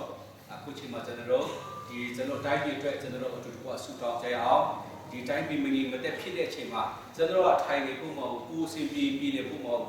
ဒီနေ့ကျွန်တော်အားလုံးဒီတိုင်းပြည်အတွက်ဒီနိုင်ငံတော်ကြီးကကျွန်တော်ကျန်းစာထဲမှာတွေ့ထားတာပါလေဆိုရင်အုပ်စုချင်းနဲ့အခွင့်အာဏာအားလုံးမှာငါလက်ထဲမှာရှိတယ်တဲ့ဒါကြောင့်အမှန်တကယ်တော့လက်နဲ့တွေလူအားတွေအဲ့ဒါတွေပေါ်မှာတိုင်းပြည်ရဲ့အုပ်ချုပ်မှုဟာမတည်ဘူးဆိုတာဒီကျန်းစာအရာသိတယ်ဖျားသခင်လက်ဖျားသခင်တာတယ်ကျွန်တော်အရာအားလုံးခက်တဲ့ကိုပြောင်းနေဆိုင်တဲ့ဖျားအုပ်ချုပ်ချင်းနဲ့ဆိုင်တဲ့အရာအားလုံးရဲ့တော့ဝင်မှာဖျားရှိတယ်ဆိုတာဒီအတွက်ဖျားလက်ထဲမှာကျွန်တော်တိုင်းပြည်ကြီးကျမ်းမှာဖို့ရတဲ့အေချမ်းဖို့ရတဲ့ကျွန်တော်ဆုတောင်းကြရအောင်ပြီးတော့ကျွန်တော်ဒီနေ့ကျွန်တော်ချုပ်ထဲမှာကျွန်တော်ခဏနာတွားတယ်ကျွန်တော်ပတ်စင်တိုင်းတွားကြတယ်အခုလည်းကျွန်တော်ဒီအယောက်30နဲ့4-5ယောက်ရှိတယ်မနေ့ကလည်းကျွန်တော်တွားကြည့်ကြတယ်သူတို့အတွက်လည်းကျွန်တော်ဆုတောင်းကြမယ်ဒီနေ့မချမ်းပါတဲ့သူတွေအများကြီးရှိတယ်ကျွန်တော်တို့အတွက်လည်းကျွန်တော်တတိယဆုတောင်းကြမယ်ပြီးတော့ကျွန်တော်ဒီနေ့ကျေးဇူးတော်ကြောင့်ယောဂလည်းဖြတ်ခင်ကတက်တာဆယ်နေပြီဆိုတော့ပြီးတော့ကျွန်တော်အထူးတင်ပြဆရာရှိလားကျွန်တော်ဒီမှာလည်းရောက်ပြီလားဆက်ပြီးရောက်ပြီနော်ဟုတ်ပြီကျေးဇူးတင်တယ်သူ့အတွက်ကျွန်တော်ဆုတောင်းပေးထားတာဖြစ်တယ်ကျေးဇူးတော်ကြောင့်ဒီနေ့ကျွန်တော်ဆိုလည်းရောက်ရှိပြီတခြားဆုတောင်းတင်ပြဆရာရှိလားအေးပေါ်ဟုတ်ဘာလို့တင်ပြလားအမြဲတမ်းရဖို့ဟုတ်ပြီဟိုကောတာနာကူတော့ဖို့တရီမချိုးတယ်နော်ဟုတ်ပြီတော့တာနာကူတော့ဖို့ရှိတယ်ကျွန်တော်တာနာမဆဲလို့ဖို့ရှိတယ်ဆိုတော့သူမဟုတ်တယ်များဆိုရဖို့ဆရာကျော်ခေါ်တယ်ဆရာကျော်အတွက်လည်းကျွန်တော်တရီရဆူတောင်းမယ်ပြီးတော့တခြားရှိသေးလားနာမချမ်းတဲ့သူတွေရှိနော်ဟုတ်တယ်ပြောပါမယ်နော်ကျွန်တော်မှပါစီရင်ဒီကျွန်တော်ပါဆက်ဆက်စပိုဒီကလေးကို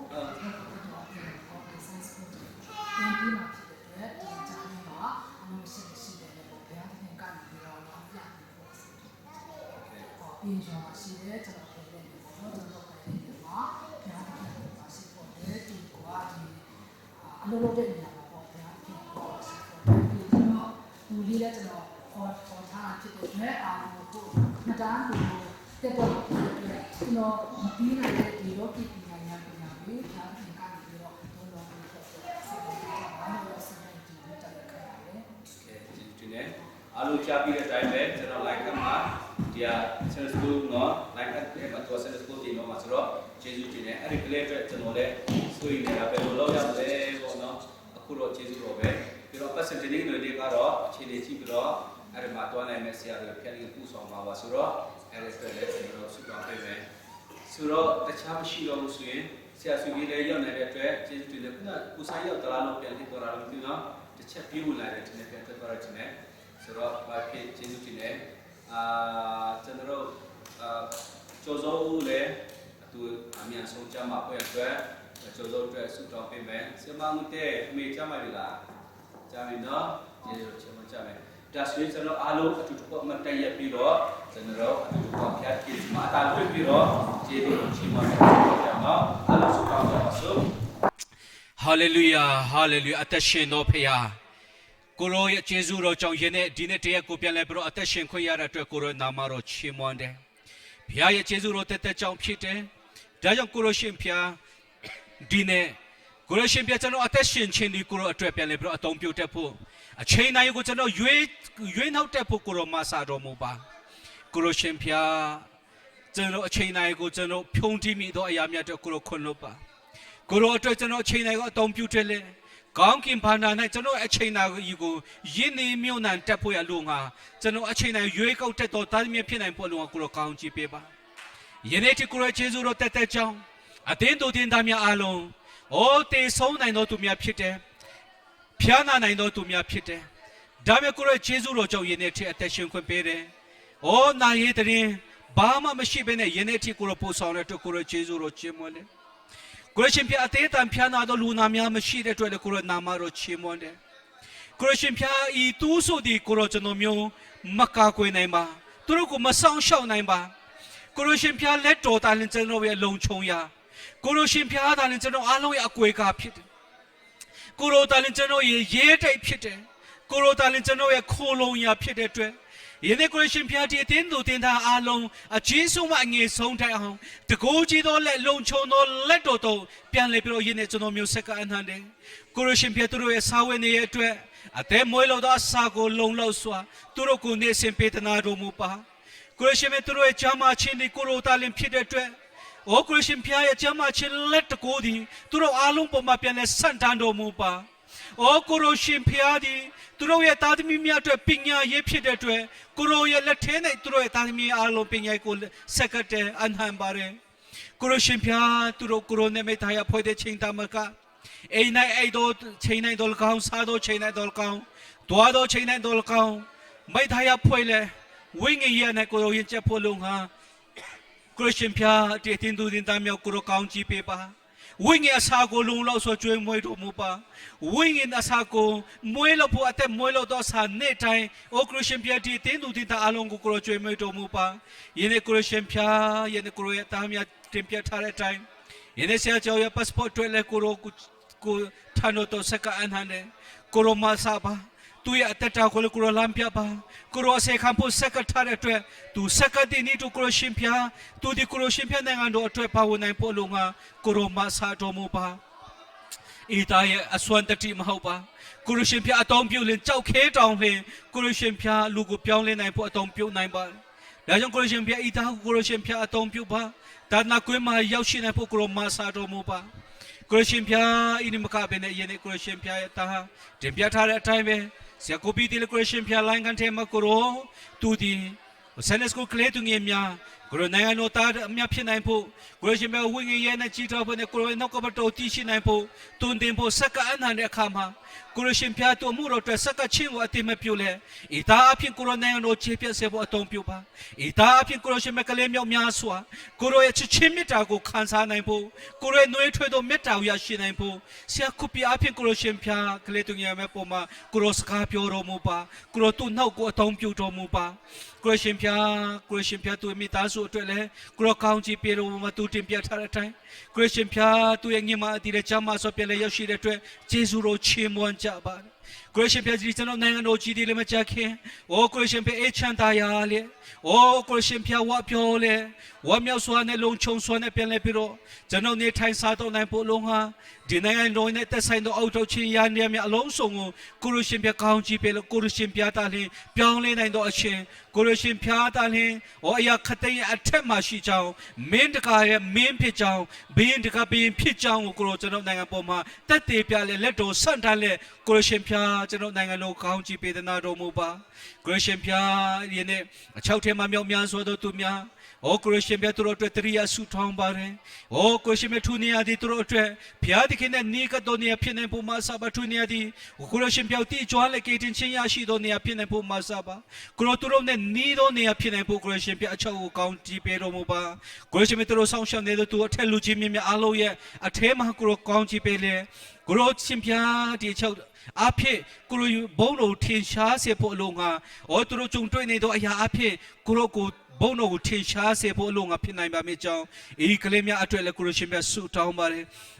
ယနေ့ကိုရရှင်ဖျားမကြမ်းမတော့သူမြောက်များစွာလည်းရှိကြတယ်ကိုရရှင်ရဲ့ဆေးုံမှာတော်လကောင်းအိမ်၌တော်လကောင်းနာမကြမ်းရှိတော့သူအကြီးဆုံးမငယ်ဆုံးတိုင်အောင်ကိုရရှင်ဖျားဒီကြမ်းမချင်းအရှင်ဖြစ်ကြောင်းကိုရရှင်ပြတော်တို့တရိယာဆုတောင်းတယ်ကိုရောတာလင်တို့ရဲ့ကြမ်းမချင်းဖြစ်ပါအိုကိုရရှင်ပြတော်ကိုပြုစုဆောင်ရှောက်နေသောဆရာဝိမြတ်မဆာတို့ဆေဝါများအပေါ်၌လည်းကောင်းကြီးပေးလေကိုရရှင်ဖျားလူလူနာများအားလုံးအိုကိုရရှင်ဖျားကြမ်းမချင်းခံစားနိုင်ဖို့လုံငါလည်းတရိယာဆုတောင်းတယ်အထူးသဖြင့်ကိုရရှင်ဖျားဒီမိတ္တဟယာကိုလည်းကိုရောဆက်လက်ကောင်းကြီးပေးပါလူမြောက်များစွာဝန်းနေသူများလာရောက်ခိုလုံတော်နေရာအိုအငယ်တို့သူများလာရောက်ခိုလုံတော်နေရာကိုရောနဲ့ခွန်အားယူတော်နေရာဖြစ်နိုင်ဖို့လုံငါဒီနေရာကိုဆက်လက်ပြီးကောင်းကြီးပေးတနာတော်မူပါအထူးသဖြင့်ကိုရရှင်ဖျားအသက်ရှင်တော်နှုတ်ကပတ်တော်ကိုအိုအစီအမြဲအိုကိုရရှင်ဖျားဒီနေရာနဲ့စီးထွက်နိုင်တော်နေရာဖြစ်နိုင်ဖို့လုံငါလည်းကောင်းကြီးပေးတနာတော်မူပါအသက်ရှင်တော်အိုအသက်အရင်မြဖြစ်တော်အသက်အရင်မြတွင်အိုနှုတ်ကပတ်တော်ရဲ့အမြဲတမ်းစီးထွက်ရနေရာဖြစ်နိုင်ဖို့ဒီနေရာကိုလည်းဆက်လက်ပြီးအစီအမြဲကောင်းကြီးပေးတနာတော်မူပါ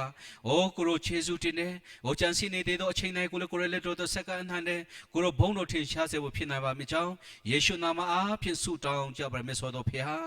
အာမင်အားလုံးပြန်ထိုင်ရအောင်ခုချိန်မှာကျွန်တော်အလှငွေအတွက်ဆက်ကဖွင့်အတွက်ဖြစ်ပါတယ်အလှငွေဆက်ကဖွင့်အတွက်ကျွန်တော်ဒီအလှငွေကောက်ခမဲ့တမီးနှစ်ယောက်နဲ့အလှငွေဆက်ကဖွင့်ကိုအရင်ဆုံးဖိတ်ခေါ်မယ်ပြီးတဲ့ခါကျရင်အလှငွေကောက်တဲ့ချိန်မှာအာရန်ထိုင်ကနေပြီးတော့ကျွန်တော်နှုတ်ကပတ်တော်sorryကျွန်တော်ကုံတော်ချင်းမချင်းကိုကျွန်တော်ကြားနာမှာဖြစ်တယ်ဒီဆုတောင်းပေးဖို့တို့ခြေရဝင်းနဲ့ကျွန်တော်ဒီအလှငွေကောက်ခံပေးမယ့်ညီမငယ်များကိုယေရှုနာမဖိတ်ခေါ်ပါတယ်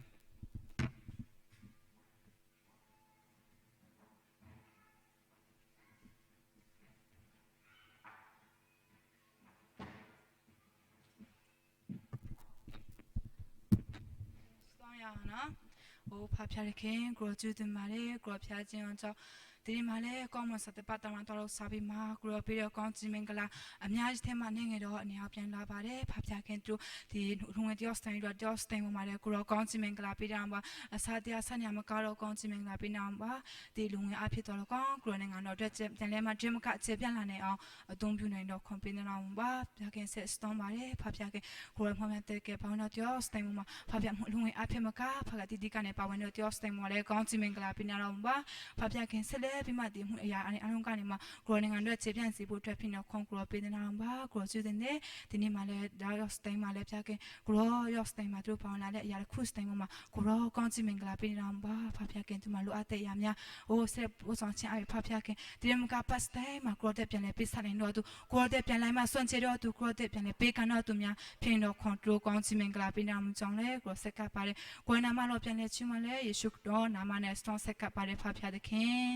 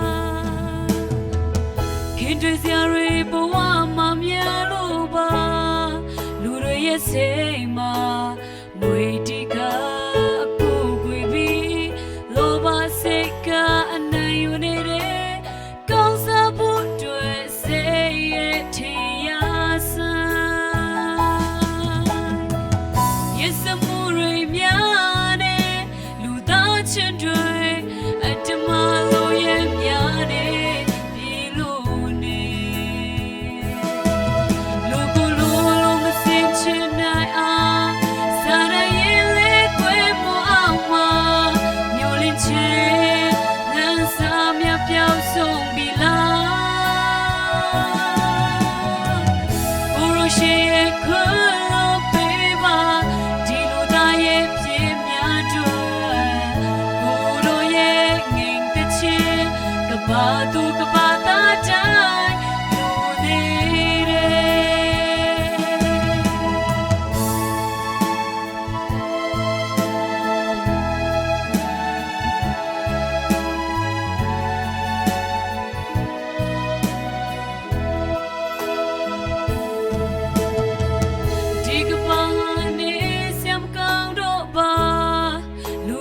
say ma ada say mya shooting be do da say ka anayu ne re da si mya nai say yes say lo ya kin twi sia re bwa ma mya lo ba lu re ye say ma mwe ti ka aku gwe bi lo ba say ka anayu ne re kaung sa phu twe say ye ti ya sa yes mu re mya ne lu da chin twe atama lo ye mya ne pi lo ni lu ko lo lo ma sin chin nai a sa ra ye le kwe mu aw ma myo lin chin lan sa mya pyao song bi la Guru she kwe pe ba di lu da ye pye mya twe Guru ye nging ta chin ka ba du ka ba ta dai lo de re Yes mu re mya ne lu da chin twe atama lo ye mya ne pi lo ni lo ko lo ma sin chin nai a sa ra ye le kwe mu aw ma myo lin chin lan sa mya pyao song bi la Guru she kwe lo pe ba di lu da ye pye mya twe Guru ye nging ta chin ka ba tu ka ba ta dai lo de re Guru ye nging ta chin ka ba tu ka ba ta dai lo de re ပြည့်ရှင်လာမရတာရေကြည့်ပါစေ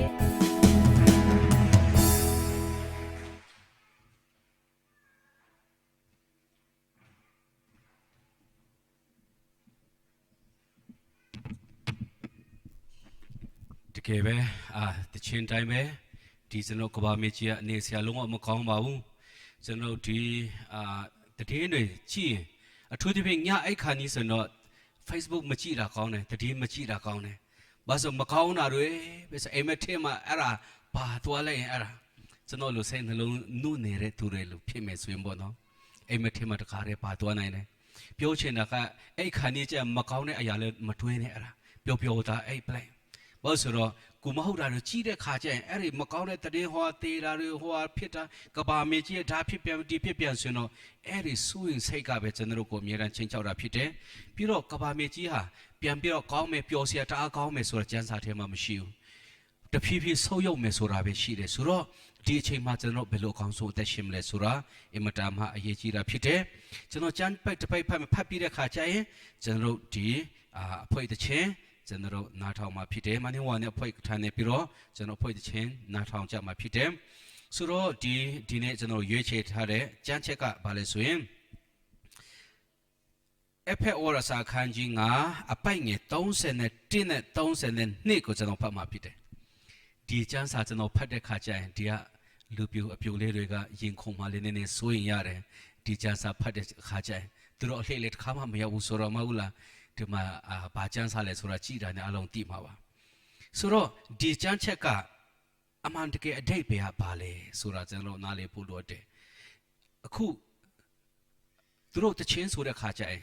ဒီအဖွဲတချင်းဆိုတဲ့ခါကျရင်တီးလိုက်မယ်အခုကျွန်တော်တို့ကမှန်ကန်တဲ့နှုတ်ကပတ်တော်ဒီမှားယူနဲ့တုန်တင်ချက်တအားများနေတယ်ကျွန်တော်ပတ်ဝန်းကျင်မှာလေမှားယူနဲ့တုန်တင်ချက်တွေနဲ့ပြည့်နေတယ်ကျွန်တော်ပတ်ဝန်းကျင်မှာချီမွန်ကူးကွေပုံဝါစမှားယူနဲ့တုန်တင်မှုတွေတအားများနေတယ်ဒါကြောင့်နှုတ်ကပတ်တော်ပဲမပြောင်းလဲနိုင်တာမမှားနိုင်တာနှုတ်ကပတ်တော်ပဲရှိတဲ့အတွက်နှုတ်ကပတ်တော်ကြည့်ပြီးတော့အသက်ရှင်ဖို့လိုတယ်ဘေးအင်ကဘေးကျွန်တော်ဒီဘေးအင်ကသူတို့ကဘယ်လိုဖျားရှိကိုတယ်ဘယ်လိုအဲ့ဒါမကြည့်နဲ့နှုတ်ကပတ်တော်မှာဘယ်လိုပါတယ်လဲဆိုတာကိုပဲကြည့်ကြပါဒီတကယ်နောက်ဆုံးသောကာလမှာတကယ်ပဲမကောင်းတဲ့တုန်တင်ချက်တွေများလာမှာဆိုတော့တတိရှိဖွယ်အတွက်လိုအပ်တယ်ကျွန်တော်ကျမ်းချက်ကိုကျွန်တော်အတူတကွဖတ်ကြရအောင် ဒီကျမ်းချက် FFO စာအခန်းကြီး9အပိုင်ငယ်31နဲ့32ကိုအတူတကွဒီ web ဒီ project ကိုကြည့်ပြီးတော့အတူတကွဖတ်ကြရအောင်ကျွန်တော်တွေ့မယ်ဆိုရင်အားလုံးအတူတကွဖတ်ကြရအောင်1 2 3သူအကြောင်းကြောင့်ယောက်ျားသည်ကိုမိဘကိုစွန့်၍ကိုခင်ပွန်း၌မြင်ဝဲသဖြင့်ထိုသူနှစ်ယောက်တို့သည်တရားတကူတွေဖြစ်ရလိမ့်မည်ဤအရာသည်အလွန်နဲ့နေသောအရာဖြစ်ပေ၏ထိုတို့ငါဆိုသောခရစ်တော်နှင့်အသင်းတော်ကိုဆိုသည်ကောင်းကြီးပေးပြီးဖြစ်တဲ့နှုတ်ကပတ်တော်ကိုအရောက်စေတိုင်းပြန်လည်ပြီးတော့ကောင်းကြီးပေးပါစေကိုချင်အဖွဲ့တဲ့ချင်းတီဆိုပွဲအတွက်မန်ဟင်ဝါနဲ့အဖွဲ့ကိုအားလုံးလက်ခောက်တီးပြီးတော့ဖိတ်ခေါ်ကြရအောင်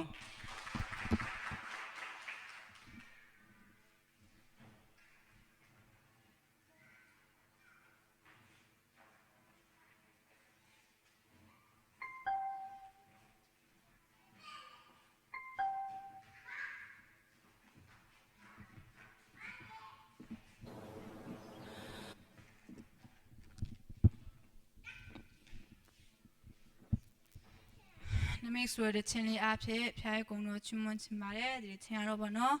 ဒီလောကမှာဆိုရင်တော့တကယ်တော့ဆုံးလောကာလရောက်နေဖြစ်တဲ့ကြောင့်အမျိုးမျိုးကြုံရမှာဗောနော်ဆုံးဆိုင်နှုတ်ချက်ချင်းဖြစ်ပါစေတိုင်းနိုင်ငံချင်းနေတဲ့တက်ခိုက်တာဖြစ်တဲ့တကယ်ကျွန်တော်တို့တက်တာမှာဗောနော်တကယ်ပြင်ဆင်ရမယ့်အချိန်ပဲဖြစ်ပါတယ်အချိန်ကအနည်းငယ်လေးပဲရှယ်ကြောကျွန်တော်တက်တာကိုအားလုံးပဲပြင်ဆင်အောင်ဒီတချင်းစာသားပဲမဟုတ်ဘဲနဲ့ဗောနော်ကျွန်တော်တို့မှလည်းနော်ဒီတချင်းအဖြစ်လဲခွန်အားယူကြရအောင်ဗောနော်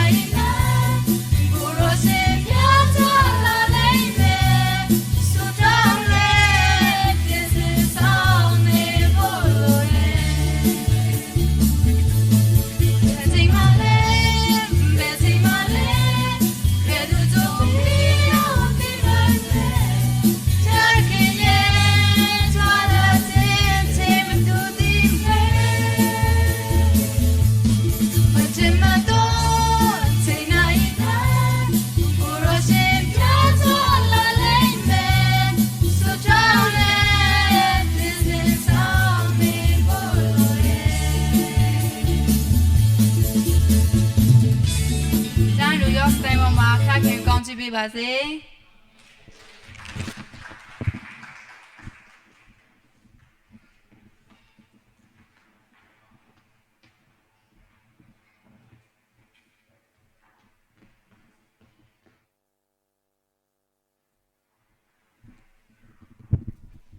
ထိုပဲကျေးဇူးတင်ပါတယ်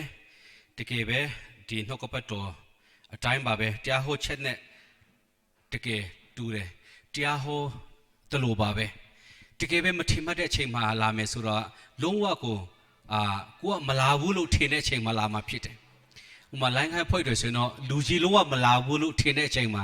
လာမဲ့သဘောဖြစ်တယ်ဆိုတော့အဲ့ဒီအချိန်မှာကိုကဟောထမင်းတွေကွင်းလုံးနဲ့မဟုတ်လားဟောဒီတိုင်းအဲ့ဆိုတော့မျက်နှာပြမှာဖြစ်တယ်။ဘာလို့အဲ့လိုပြောတယ်လဲဆိုရင်ကျွန်တော်ဗျာတဲ့ကျမ်းထဲမှာဘယ်လိုဖော်ပြတယ်လဲဆိုရင်ခရစ်တော်တခိုးကေတော့ငါကြွလာတဲ့ခါကျရင်တဲ့ကိုယ့်ရဲ့အဝတ်အစားလုံးလုံးခြုံခြုံနဲ့မထိန်တင်းတော့သူဟာအဆက်ကွေးခြင်းအကျိုးနဲ့ခြင်းခံရမယ်လို့ဖော်ပြထားတာဖြစ်တယ်။ဆိုတော့တကယ်ကျွန်တော်တတိထားပြီးတော့စောင့်ကြဖွယ်အတွက်ကျွန်တော်ထပ်ပြီးတော့ဖိတ်ခေါ်ခြင်းနဲ့ဒါဆိုရင်ကျွန်တော်နောက်ကဘက်တော်ခုနဖတ်တဲ့အရာကိုပဲတွားပြီးတော့ကျွန်တော်ဒီအချိန်ခဏလေးပဲယူကြရအောင်အခုနဖတ်တဲ့ကျမ်းစာထဲမှာထိုအကြောင်းကြောင့်ယောက်ျားသည်ကိုမိဘကိုစွန့်ရဲ့ကိုခင်ပွန်းကိုမြှဝေးတဲ့ဖြင့်သူနှစ်ယောက်တို့သည်တသားတကူတည်းဖြစ်ရမယ်ဒီကျမ်းချက်ကဘယ်ကနေစတယ်လဲဆိုရင်အေဒင်ဥယျာဉ်မှာအာဒံနဲ့ဧဝကိစ္စမှာအဲ့ဒီကနေစပြီးတော့ဒီကျမ်းချက်ဟာပါလာတာဖြစ်တယ်ကျွန်တော်လက်ထက်တဲ့ခါကျရင်ဒီကျမ်းစာကိုဖတ်လက်ဖတ်ထားရှိတယ်သူတို့နှစ်ယောက်ဟာနှစ်ယောက်မဟုတ်တော့ဘူးတစ်ယောက်ဖြစ်သွားပြီဆိုတဲ့ကိစ္စကိုသူတို့ကပြောနေတယ်ဆိုတော့ဒီကိစ္စဟာအောက်မှာခုနဖတ်တဲ့ကျမ်းချက်ရဲ့အောက်နားလေးမှာဘယ်လိုဆက်ရေးတယ်ဆိုရင်ဤအရာဒီအလွန်နဲ့နေတော့အရာဖြစ်တယ်နားလေဖို့ခက်ခဲတဲ့ကျမ်းချက်ဖြစ်တယ်တဲ့ဒီကျမ်းစာဟာအလွန်နဲ့နေတော့အရာဖြစ်ပေ၏ထို့သောငါဆိုတော့ခရစ်တော်နဲ့အသင်းတော်ကိုယင်မှတ်၍ဆိုတဲ့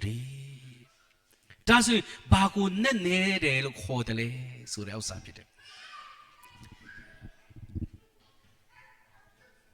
ဒီနေရာမှာယောက်ျားလို့ဖော်ပြထားတယ်ယောက်ျားဒီအခုတော့လက်ရှိမှာတော့အဲ့လိုမဟုတ်ဘူးမလားမင်းကလေးတွေကပဲမိဘကိုစွန့်ပြီးမှကောင်းလေးအိမ်မှာတွားနေတာစကြမ်းစာနဲ့အဲ့ဒါမကြိုက်တော့ဘူးမှားသွားပြီအဲ့ဒါချမ်းသာထဲမှာတော့တွေ့တာတော့ယောက်ျားကဆွံ့ရမှာဖြစ်တယ်ကျွန်တော်မိဘကိုဆွံ့ပြီးတော့မင်းကလေးအိမ်မှာတွားနေမှာမလွယ်ဘူးယောက်ျားလေးတိုင်းကယောက်ခမအိမ်မှာနေဖို့ဆိုတော့တကယ်ကြောက်ကြတယ်ကျွန်တော်တို့မကြောက်ပါဘူး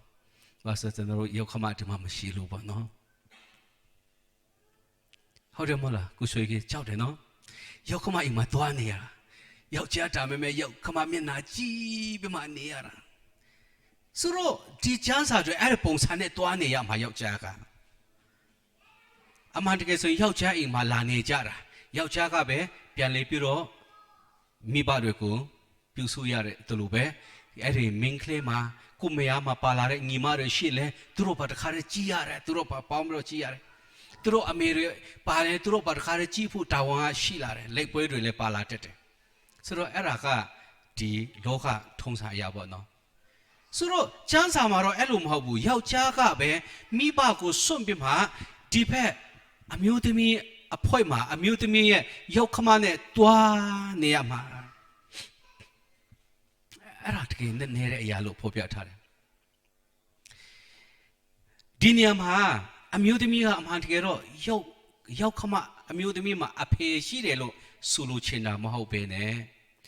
ကျမ်းစာထဲမှာကြည့်တဲ့အခါမှာအဖေနှစ်ယောက်ပဲရှိတယ်ဒီနေ့ကျွန်တော်အားလုံးမှာအဖေပဲနှစ်ယောက်ရှိတယ်လေဆိုရင်နှစ်ယောက်ပဲရှိတယ်တယောက်ကကောင်းကင်ဘုံမှာရှိတော်မူသောကျွန်တော်၏အဖဆိုပြီးတော့ခေါ်ရမယ်အဖေရှိတယ်နောက်အဖေကဘယ်သူလဲဆိုရင်ဘယ်သူမှအဖေမခေါ်ချင်တဲ့အဖေတယောက်ရှိတယ်အဲ့ဒီယူရလူမျိုးတွေမခေါ်ချင်ဘူးအဲ့ဒါငါတော့အဖေမဟုတ်ဘူးတဲ့မဆိုင်ပါနဲ့ငါတော့ဖေလုံးဝမဟုတ်ဘူးလေသူတို့အကြောက်ကငင်းတာဒါမဲ့ယေရှုကပြောတယ်မဟုတ်ဘူးအဲ့ဒါမင်းတို့အဖေမွေဆိုးအမျိုးမင်းတို့ရဲ့အဖေစာတန်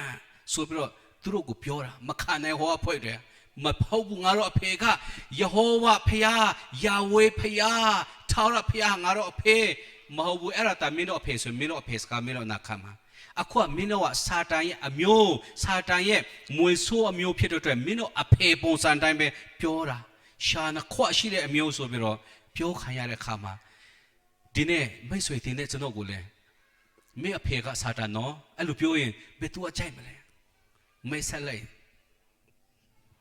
တကယ်ချင်းတယောက်ကတော့မိတ်ဆက်တယ်ဆရာကြီးဒီကောင်ကငါအဖေလို့မိတ်ဆက်တာပေါ့နော်ဒါမဲ့ तू ကသူ့အဖေဆိုတော့နည်းနည်းဟိုကြွားလို့ရတာပေါ့ဒါမဲ့စာတန်ကိုတော့ဒါငါအဖေကွာဆိုပြီးဘယ်သူမှမခေါ်ချင်ဘူးဒါပေမဲ့မခေါ်ချင်ပေမဲ့ဘာဖြစ်တယ်လဲအဖေတော်တယ်ဆိုပြီးပြောတာ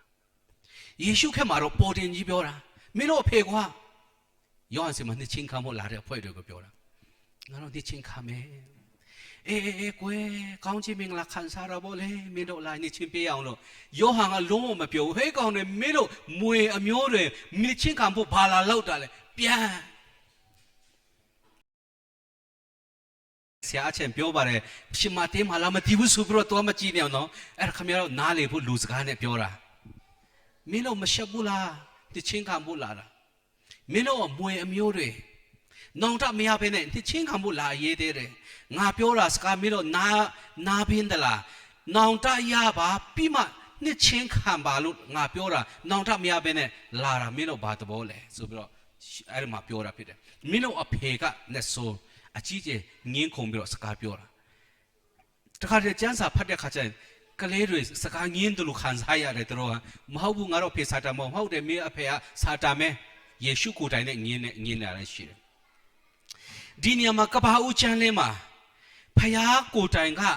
မင်းတို့အဖေကစာတန်ကွလို့မပြောပေမဲ့ဒီနေရာမှာဒီပုံစံနဲ့စကလုံးတုံထားတာကကဲယောက်ျားကသူ့အဖေကိုစွန့်မှာမိဘကိုစွန့်မှာငါဖျားကိုရောမြတ်ကိုစွန့်ပြီးတော့အမေရဲ့အေဝါရဲ့အမျိုးစင်မှာတွားတော့မှာဆိုတော့ဘယ်သူကိုဆိုတယ်လဲဆိုရင်တော့ဒီနေ့စာတန်ကိုပဲဆိုလိုတာဖြစ်တယ်ကျမ်းစာထဲမှာဘယ်လိုဖော်ပြထားတယ်လဲဆိုရင်ကောင်းကင်ဘုံမှာရှိတဲ့တင်လို့အဖကိုအဖလို့တင်လို့ခေါ်ရင်သူ့ကိုလည်းနာခံရမှာဖြစ်တယ်ဒီနေ့ကျွန်တော်ရဲ့နာခံတော်သူဟာကျွန်တော်ရဲ့အဖဖြစ်တယ်ဆိုပြီးတော့ကျမ်းစာထဲမှာဖော်ပြထားတာဒီနေ့မိတ်ဆွေကိုဘယ်သူကိုနာခံတယ်လဲဘယ်သူကိုသက်စာခံတယ်လဲဒီနေ့မိတ်ဆွေသက်စာခံတဲ့သူဟာမိတ်ဆွေရဲ့အဖေဖြစ်တယ်ဆိုတာကိုဖော်ပြထားတာဖြစ်တယ်ဆိုတော့ဒီနေရာမှာဖခင်ကသူ့ကိုရွေးလို့ရတယ်ဒါမှမဟုတ်ရင်ဟိုဘက်ကအေဝါအဖွဲ့ကိုရွေးလို့ရတယ်ကြားထဲမှာဘယ်သူကညှိတယ်လဲဆိုရင်အာဒံကကြားထဲမှာညှိတာကျွန်တော်တို့ကျမ်းစာထဲမှာမင်းမဟာအမှန်တကယ်ဆိုရင်မာယွင်းတော်သူဖြစ်တယ်သူကစာတန်ကလှည့်ဖျားနိုင်တာမင်းမဖြစ်တယ်လုံးဝအာဒံမဟုတ်ဘူးလို့သူကကျမ်းစာထဲမှာဖော်ပြထားတာအဲ့လိုပြောတဲ့ခါမျိုးယောက်ျားလေးတွေအာရတလူလူဘာလုံးကောင်းငိမ့်တာတော့တိတ်သဘောမကျဘူးဒါမဲ့ပါသွားတာလေဟိုဘက်ကသူကရွေးချယ်နေတယ်ဒါဆိုငါဖះကိုပဲနာတက်စာခံမလားငါမင်းမကိုစီမပဲပါမလားဒီနေ့အထိပါပဲနော်မင်းမဖက်မှာပါသွားတာပေါ့သူဖြစ်လဲမင်းမဖက်မှာပဲပါသွားတာကိုဆွေကြီးတယောက်ပဲမပါတာလားတော့မသိဘူးနော်သူလည်းပါမှာပါမင်းမတွေဘလတာမကောင်းတာနော်တကယ်ကိုယောက်ျားနိုင်တဲ့အဖွဲ့တွေတကယ်ယောက်ျားကိုညီဖို့တကယ်ဘလကောင်းနဲ့တာမင်းမောက်ဖန်ဆင်းမဲ့ဆိုရင်တော့မလွယ်ဘူးနော်ယောက်ျားလေးတွေကံကောင်းတယ်ဒါမဲ့ဒီလောက်တောင်မှအားနွေးတယ်ဆိုတာတောင်မှဒီနေ့ထိမဟုတ်ဘူးလားသူတို့ကိုလွန်ဆန်ဖို့တော်တော်ခက်ခဲတာပေါ့နော်ဒါမင်းမကြောက်တယ်လို့ပြောလဲမခံချင်ကြပြမို့မင်းမကြောက်တာမဟုတ်ပါဘူးအဲ့ဒါမင်းမကိုချစ်လို့ပါလို့ပြောတဲ့အဖွဲ့တွေလည်းရှိမှာပါဆိုတော့ဒီနေရာမှာသူရွေးချယ်တာကမင်းမကိုနာခံတဲ့အခါမှာဘာဖြစ်တယ်လဲဆိုရင်ဒါဆိုရင်တခုခုဆွံ့ရတော့မယ်မင်းမိဘကိုဆွံ့ပြီးတော့ဟောဖက်မှာမင်းသွားတော့မှာဆိုတော့ तू ကဆွံ့ရတယ် तू ကခမဲတော်ဖះကိုဆွံ့ပြီးမှအာဒံနဲ့အာဒံကိုနာခံတဲ့စာတန်ဖွဲ့ကနေသူတို့ဟာလောကီမှာစာတန်မျိုးစေ့အဖြစ်စာတန်သားသမီးအဖြစ်ဆင်းသက်လာပြီးတော့လူတွေအားလုံးဟာစာတန်သားဖြစ်လာတယ်အဲ့ဒီကနေဖျားသခင်ကကျင်းမောင်းထားတာဒီလိုရှိတယ်ကဲ ဒီတစ်ခါတော့ဘယ်တဲ့နိုင်မလဲတွန်းထင်ကြအောင်ပေါ့ဒါပေမဲ့ငါပြောမယ်မင်းတို့ကိုငါပြန်ကဲမယ်မွေအမျိုးမဲအမျိုးနဲ့ဒီမိန်းမအမျိုးကိုရံဖက်ဖြစ်စေမယ်မင်းခေါင်းကိုကြိုက်မယ်တင်ကသူ့ဖနှောက်ကိုပေါက်မယ်ဆိုတော့မင်းရဲ့အောက်ဆိုးခြင်းကိုပြန်ပြီးတော့သူ့သားကယေရှုကပြန်ပြီးတော့ချေဖြတ်မယ်ဆိုပြီးတော့အဲ့ဒီနေရာမှာချိန်မောင်းထားတာဖြစ်တယ်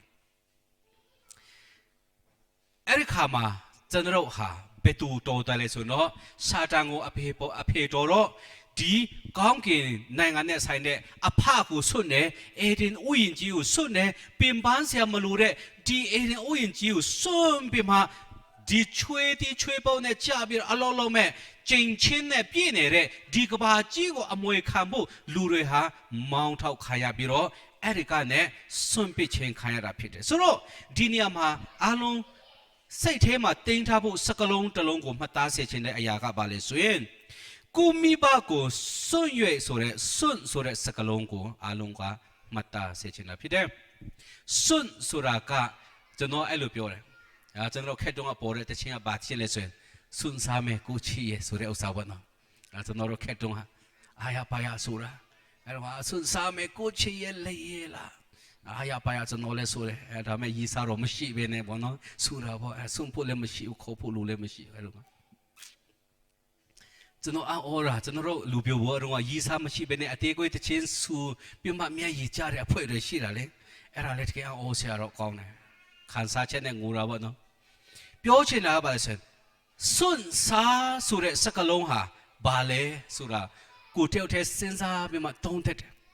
ဒီကမိတ်ဆွေတွေလည်းအားလုံးစဉ်းစားကြည့်လိုက်ပေါ့စွန့်စားဆိုတာဘာလဲအတိတ်ပြ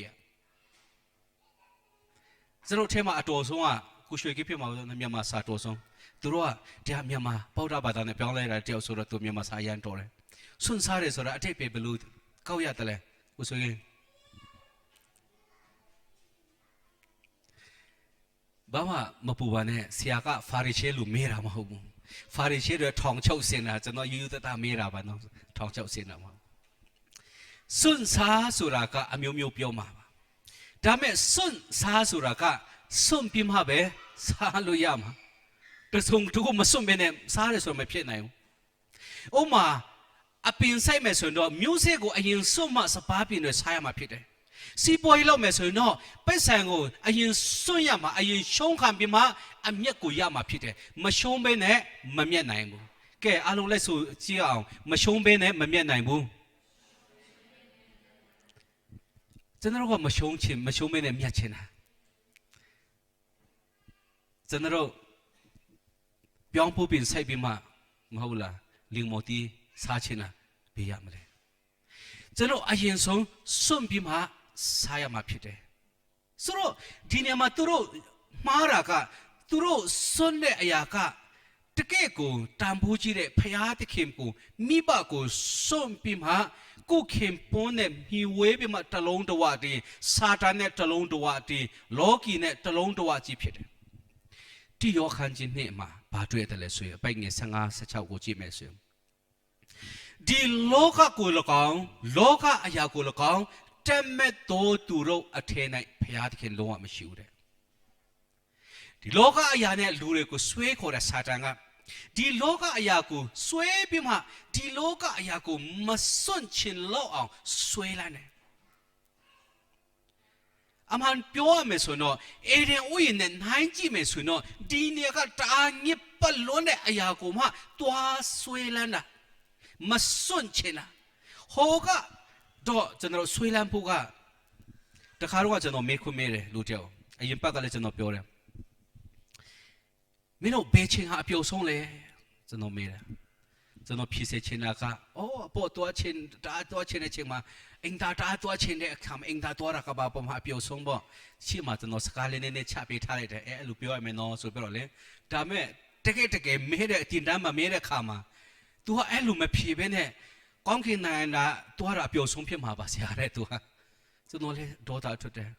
တကယ်လားမင်းတကယ်ကောင်းကင်နိုင်ငံတွားချင်လားဆူတောင်းပေးမယ်ဆိုခုတော့မတွားချင်သေးဘူးဆရာတဲ့နောက်မှတွားမှာဆိုတေးပြီးမှပြောချင်တာကဟောကကောင်းတဲ့နေရာကိုတော့တွားချင်တယ်လို့ပါဇက်ကပြောတယ်ဒါပေမဲ့လောလောဆယ်ဒီနေရာကိုမစွန့်ချင် ခဏခဏကျွန်တော်ပြောတယ်လင်းတာဆိုတဲ့ဥစ္စာကဒီလင်းတာလက်တာဟာကောင်းတဲ့အသားကိုဒီမှာချကြည့်လိုက်ပြီးတော့ပုတ်တဲ့အကောင်ကိုဒီမှာချကြည့်လိုက်ဘယ်အကောင်ရွေးမလဲဆိုရင်ပုတ်တဲ့အသားပဲစားမှာဖြစ်တယ်လောက်ကောင်ဟာဒီမှာဝတ်တူကောင်းကောင်းလေးမွှေးလေးနဲ့ကြော်ပြီးတော့ထားလိုက်ဝတ်တူကမကြော်ဖို့ပါဘူးနော်ဝတ်တူကပြုတ်တာပါနော်ဟုတ်ပြီလူတယောက်ဟာစတော်ဘယ်ရီပင်ကိုမမြင်ဘူးလေမမြင်ဘူးတော့သူကကြပြရဲ့ခတ်တီတီနဲ့ကြပြဆက်တာချစ်သူနှုတ်ဒီစတော်ဘယ်ရီပင်အောက်မှာချင်းတွေ့ကြပါတယ်ခတ်တီတီနဲ့ရေးတာအဲ့ဒါမှသူ့ဘယ်ကလူကပြောအေးကောင်းမင်းမဟုတ်သေးဘူးတဲ့ဘာလဲစတော်ဘယ်ရီပင်ဆိုမြင်ဘူးလားမမြင်ဘူးဒါမဲ့ဘာပဲဖြစ်ဖြစ်ချင်းတွေ့ဖို့တော့အဆင်ပြေမှာပါတယ်မဟုတ်ဘူးစတော်ဘယ်ရီပင်အောက်မှာချင်းတွေ့ဖို့အဆင်မပြေဘူးဘယ်ဘာဖြစ်လို့အဆင်မပြေတာစတော်ဘယ်ရီပင်ကဒီလောက်ပဲမြက်ပြင်လောက်တောင်မှမရှိတာအော်ဟုတ်လားလူတယောက်ကနွားတော့ကောင်ခွက်တာကိုဆွဲတာပကြည့်ငါမတော်ဘူးလားကွာကြည့်တာဟာအားလုံးကတော့ဟာမဆိုးကွာသူလက်ရကအသက်ဝင်နေကွာအဲ့ဒါမှနွားကြောင်သားဝင်လာတာဟာဒီပုံဘယ်ကောင်ဆွဲတာလဲတဲ့အဲ့ဒါကြည့်ဘယ်ကောင်ဆွဲတာလဲဒီပုံငါလဲဆရာကြီးငါကိုယ်တိုင်ဆွဲတာဟာတာပဲဒီဆိုတော့ကဘာပေါ်မှာအငြင်းဆုံးပကြည့်တယ်သူဟာဘာလဲမင်းနွားကြောင်သားကမဘာလဲတာနွားခွက်တဲ့ခါကျအမီးဟာအောက်မှာမချဘူးအပေါ်မှာအဲ့လိုနေရတာဆိုတော့ပြောတာလေဟောဆွဲတဲ့ကောင်ကနွားခွက်တာမှတခါနွားခွက်တယ်လို့ခေါ်ရမလားချက်ဖပဲခွက်တာလားနွားပဲခွက်တာလားတော့မသိဘူးနော်သူတို့ငယ်တော့ကတော့ချက်ဖတင်ငင်နဲ့ခွက်တယ်ဆိုတော့ကြားဖို့တာပေါ့နော်ပြောချင်တာကမမြင်ဘဲနဲ့ဒီနေရာဟာဒီဆွဲလန်းဖို့ဆိုတဲ့ဒီကောင်ဒါမှမဟုတ်လောက်ကောင်နှစ်ကောင်ကဒီနေရာမှာဝတ်စတိုးရှိမယ်ဒီနေရာမှာအပုတ်ကောင်ဥမာကွာမယူမသေးဘောနော်နည်းနည်းယူစရာကောင်းတယ်ဘောနော်ဒီနေရာမစင်တုံးရှိတယ်ဒီနေရာမှာဝတ်စတူကြီးရှိတယ်ကဲရွေးမင်းဘာရွေးမလဲဆိုရင်ဒီကဝတ်စတူမရွေးပဲနဲ့အဲ့ဒီလောက်ကောင်ကအဲ့ဒီမစင်တုံးကိုရွေးမှတေးချတယ်အဲ့ဒါမြေကြီးလက်ခတ်မရွေးပဲပြောချင်တာကစာတန်ကအဲ့လိုရွေးအောင်ကိုတင်တာဒီနဲ့ကောင်းတဲ့အရာကိုမဆွဲလမ်းမနဲ့ဘာကိုဆွဲလမ်းစေတယ်လဲမကောင်းတဲ့အရာကိုဆွဲလမ်းတာFacebook လို့တာကျန်းစာကိုဆွဲလန်းချက်ဘယ်လောက်ကောင်းမလဲစဉ်းစားနေတာငါဆူတောင်းတာတာဆွဲလို့တယ်ကွာငါမခံနိုင်ဘူးဆိုတဲ့လူရှိလားမရှိဘူးဒါရေးလိုက်လေတုံးချင်မဲဆူတောင်းတယ်ငါလည်းတုံးချင်မဲနေ့တိုင်းဆူတောင်းတာပဲတဲ့ဟုတ်ပါဘယ်လိုလဲပြောပါအောင်အော်ငါမဲနဲ့အဲ့ရအထဆူတောင်းတယ်ပြီးတော့ထမင်းစားကနေဆူတောင်းတယ်ညအဲ့ခါနေဆူတောင်းတယ်ဒါရေးလိုက်လေအဲ့လိုဆူတောင်းတာပဲမဟုတ်ဘူးဒါရေးလိုက်ဆူတောင်းတယ်အဲ့လိုပိုင်းမပါဘူး तू အချိန်တတ်မှတ်ပြီးတော့ယေရုရှလင်ဘက်ကိုလှည့်ပြီးတော့ဆူတောင်းပြောချင်တာကဒီမဟုတ်တဲ့အရာကိုမိတ်ဆွေတင်မစွန့်ချင်တဲ့အရာကဘာလဲဆိုရင်တင်ဟာတဲ့အဖရဲ့အောက်ဆူမှုရှိတဲ့အတွက်တဲ့အဖကဒီအရာကိုဆွဲလာအောင်တွန်းတင်တာမချတဲ့ခင်ကကျွန်တော်အော်စရာကောင်းတဲ့အရာတစ်ခုကိုကျွန်တော်စဉ်းစားတယ်တယောက်တည်းတုံးတက်တယ်ဘာလို့ဆိုတော့နာဝိညာဉ်အပိုင်းမမြင်ရတဲ့အပိုင်းဆိုတော့တော်တော်လေးကိုစဉ်းစားရတယ်ကျွန်တော်အိမ်အောက်မှာရှိတဲ့အမျိုးသမီးဟာဆိုင်ကယ်မှုတ်တယ်အကြီးအကျယ်တွေးတွေနဲ့စီးတယ်ကျွန်တော်မျိုးသမီးကတွားကြည့်တယ်ဒီလိုဒုက္ခရောက်တာဘယ်သူလဲဆူပြီးတော့ဘယ်သူမှမသိတဲ့ချိန်မှာအမျိုးသမီးကလည်းတွားကြည့်တယ်တွေးတယ်နဲ့ဆိုတော့သူမမှတ်မိဘူးအော်ဆိုပြီးတော့အိမ်ပြန်သွားတာအဲ့ဒါမှအဲ့ဒီလူတွေဝိုင်းပြီးတော့ဆေးုံတွားပို့တယ်တတိမရအောင်အဲ့ဒီခါမှာအိမ်အောက်ကသူတိတဲ့အမဖြစ်နေတော့တကယ်ဟာဆိုပြီးတော့တွားကြည့်တယ်အဲ့မှာသူဆေးုံကဆေးတဲ့ခါမှာကျွန်တော်သူ့မေးတယ်ကဲခမရဲ့ဖြစ်စဉ်ကိုတစ်ချက်ပြောကြည့်ပါဦးသူကပြောတယ်ငါတိတာကဒီငင်းစတိုးရှိမှဆိုင်ကယ်စီးလာတယ်အဲ့ဒီကနေဒီကနေ delete ခိုင်းရတယ်သူရဲ့ဇလန်းဟာဒီလမ်းကြောင်းမသိတော့အကုန်လုံးဒီသွားတော့မသိတော့အဲ့ဒီကန်ဂိုလာအပေါ်ကဒီဖျားကြောင်မေးတီလာရှင်ကြောင်းနာရောက်တဲ့အချိန်အဲ့ဒီထိကိုမသိဘူးသူကအဖြတ်ခိုင်းရတယ်အဲ့ဒီကြားထဲသူအဲ့မှာအကြီးကျယ်တိုက်ပြီးတော့သူချမ်းစုဒီမှာချမ်းစီမှာဒီတန်ဆူကျူးတွေမှာသူကြံခဲ့တာတွေမသိဘူးတကူလုံးတန်ဆူကျူးနဲ့တွေးတွေနဲ့စီးတာသူမသိဘူးမမှတ်မိဘူးဒါဆိုရင်သူ့အထဲမှာများတဆုံတစ်ခုကသူ့ကိုအမှောင်ချပြီးတော့ခေါ်သွားတာလားမသိဘူးလို့ကျွန်တော်စဉ်းစားတယ်တခု ပြီးတော့ကျွန်တော်ခဏစဉ်းစားတာကတိုးထဲမှာခေါ်ခိုင်းရတာမပါလင်းပြောနေတယ်နော်ရွာမှာလာမသိဘူးသူတို့ခေါ်သွားပြီးမှတိုးထဲမှာပျောက်တာတချို့ကျတော့10 ရက်ထိပျောက်တယ်အဲ့ဒီကနေတွားပြန်တွေ့တယ်အဲ့ဒါမှတွားပြောတဲ့ခါမှာဘယ်လိုလဲမင်းဒီလောက်တော့မှ10 ရက်ဘယ်လိုအသက်ရှင်တယ်လဲအဲ့ဒီမင်းကလေးပြောတယ်သူတို့ကျွေးတယ်ငါပြောသေးတွေလည်းကျွေးတယ်အများကြီးကျွေးတယ်သူတို့ကျွေးတာတွေကဘာတွေလဲသူတို့ကြည့်တဲ့ခါမှာကြောက်ခဲတွေကိုသူစားတာကြည့်တာသူကတကယ်ကောင်းတဲ့အစားစားပဲတောက်စားတချို့ကျတော့လောက်ကောင်းတယ်ကိုစားတယ်ပြောချင်တာကနတ်ဆိုးကလူကိုအဲ့လိုပဲလှည့်စားပြီးတော့လူကိုအဲ့လိုပဲထိန်းချောက်နေသလားမကောင်းတဲ့အရာကိုအဲ့လိုပဲထိန်းပြီးတော့လောက်ခိုင်းသလားတေချာတာတခုကတော့ဘာလဲဆိုရင်ဒီနေ့စာတန်နဲ့အမျိုးတော်တဲ့အဖွဲ့တွေအားလုံးကြတော့မကောင်းမတန့်ရှင်းတဲ့အရာကိုဆွဲလန်းကြတယ်ယနေ့ထင်တောက်တာစားတာတွေကစားလဲကောင်းကောင်းစားလို့ရရတဲ့နဲ့ကောင်းကောင်းမစားဘဲနဲ့ဘယ်လိုလုပ်တယ်လဲဦးထဲမှာအရင်စိမ့်အရင်ပုတ်နေပြီတူးနေပြီဆိုတဲ့ခါမှာအကြီးလေးညှစ်ပြမှတောက်တာနော်အဲ့ဒါခါမှာကောင်းတာလို့ခေါ်တာတချို့ကြတော့ပြောချင်တယ်ငါပြောသေးတဲ့ဒီတိုင်းစားလိုက်ဘယ်လောက်ကောင်းမလဲမဟုတ်လားစပစ်တီးလေးတွေစားလိုက်ဘယ်လောက်ကောင်းတယ်လဲအဲ့ဒါမှစားချင်စပစ်တီးတွေဦးထဲမှာထဲနည်းနည်းအချင်းပုတ်နေပြီဆိုမှမဟုတ်ဘူးလားအဲ့ဒါလေးမှခွက်လက်နဲ့တော့အဲ့ဒါလေးမှကောင်းတယ်ဆိုတဲ့ဖွဲ့တွေရှိတယ်ပုတ်ပြီးမှကျွန်တော်ဘာပြောချင်တယ်လဲဆိုရင်ဒီနေ့အဖကိုစွန့်ပြီးမှဒီဘက်ကိုရောက်လာတဲ့အဖွဲ့တွေကိုတဲ့ငါပြောချင်တာကဒီအရာကအလိုနဲ့နေတဲ့အရာဖြစ်တယ်ခရစ်တော်နဲ့အသင်းတော်ကိုခေါ်တာဖြစ်တယ်လို့ပြောတဲ့အခါမှာဖယားသားဖြစ်တဲ့ယေရှုကညစ်ပတ်စောက်ပြတ်နေတဲ့လူစီကိုလာပြီးမှဒီလူတွေကိုပြန်လည်ပြီးတော့မကောင်းတဲ့အရာပြန်စွန့်ပြီးမှဖယားသခင်ရဲ့တားအနေနဲ့အေဒင်ဥယျာဉ်မှာပြန်လည်ရောက်ရှိဖို့အတွက်ဘုရားသခင်ကကျွန်တော်ကိုစီစဉ်ပေးထားတာဖြစ်တယ်ဟာလေလုယာဒါကြောင့်နဲ့နေတယ်မိဘကိုစွန့်မယ်ဒီတစ်ခါကျွန်တော်စွန့်တဲ့မိဘကဖယားမဟုတ်တော့ဘူးဘယ်သူကိုစွန့်ရတော့မလဲစာတန်ကိုစွန့်ရတော့မယ်ဒီတစ်ခါစွန့်ရမယ်သူကကျွန်တော်ရဲ့မိဘကျွန်တော်ကိုတွင်တင်ဆုံးမတဲ့အမြဲတမ်းဆုံးမတဲ့မိဘကိုစွန့်ရတော့မှာရွာတော်ရမှာသူ့အဖေကဆဲလိုက်ကိုလဲသူအရင်ဖွာတာนักข่าวต้องข่าวพอไปมาตูเต้ามาแล้วมาตูเบี้ยมาไทยในงานที่เกลียก็ย่อเต้าสัตว์เบี้ยตัวเบี้ยไล่แต่เสเลยก็เต้าฮะไม่รู้บ้าทางงานนี่เบสิทีละเสเลยได้ดับเขาบ้าเล่าได้เลยจ้าเมื่องานตัวเพียงงานเต้าได้เลยตัวเลยเต้ามาเป็นมาทูบุตะขาเลยเบี้ยไล่ได้เลยตัวเพียงยันตะโบจ้าละตาที่มีตะเกียบชิดได้เพียบบ้ารู้เลยตูตาที่มีเรื่องตูเนี่ยดูเสียชนะตูเนี่ยดูเสียชนะขมิ้นเราเลยพิมพ์หาวันเนาะขมิ้นเราตาที่มีเรื่องขมิ้นเนี่ยดูเราใจหาวันเนาะแต่ไม่มาก้องเนี่ยเอาสารตัวมาตีเบียวันเนี่ยเนาะไอ้ลูกเปียวเนี่ยข้ามาเสลใจละตีเบียเปียวชนะก็เลยด้วยกันจีดาเสียเนี่ยท่ารามีบ้ากูจีดาพี่เด้เปียวชนะก็มาเอาดาเล่าพูดตนเตียนเนี่ยข้ามาจะนอนเตียนยันเล่าเนี่ยข้ามาจะนอนขนาดนั้นเปียวเลยแกไอ้ยันเต้าเนี่ยพ่อยเลยเสียงงเนี่ยพ่อยเลยใครนี่งงแต่ละซาแต่ละไม่ติวเนาะใครนี่ฮะ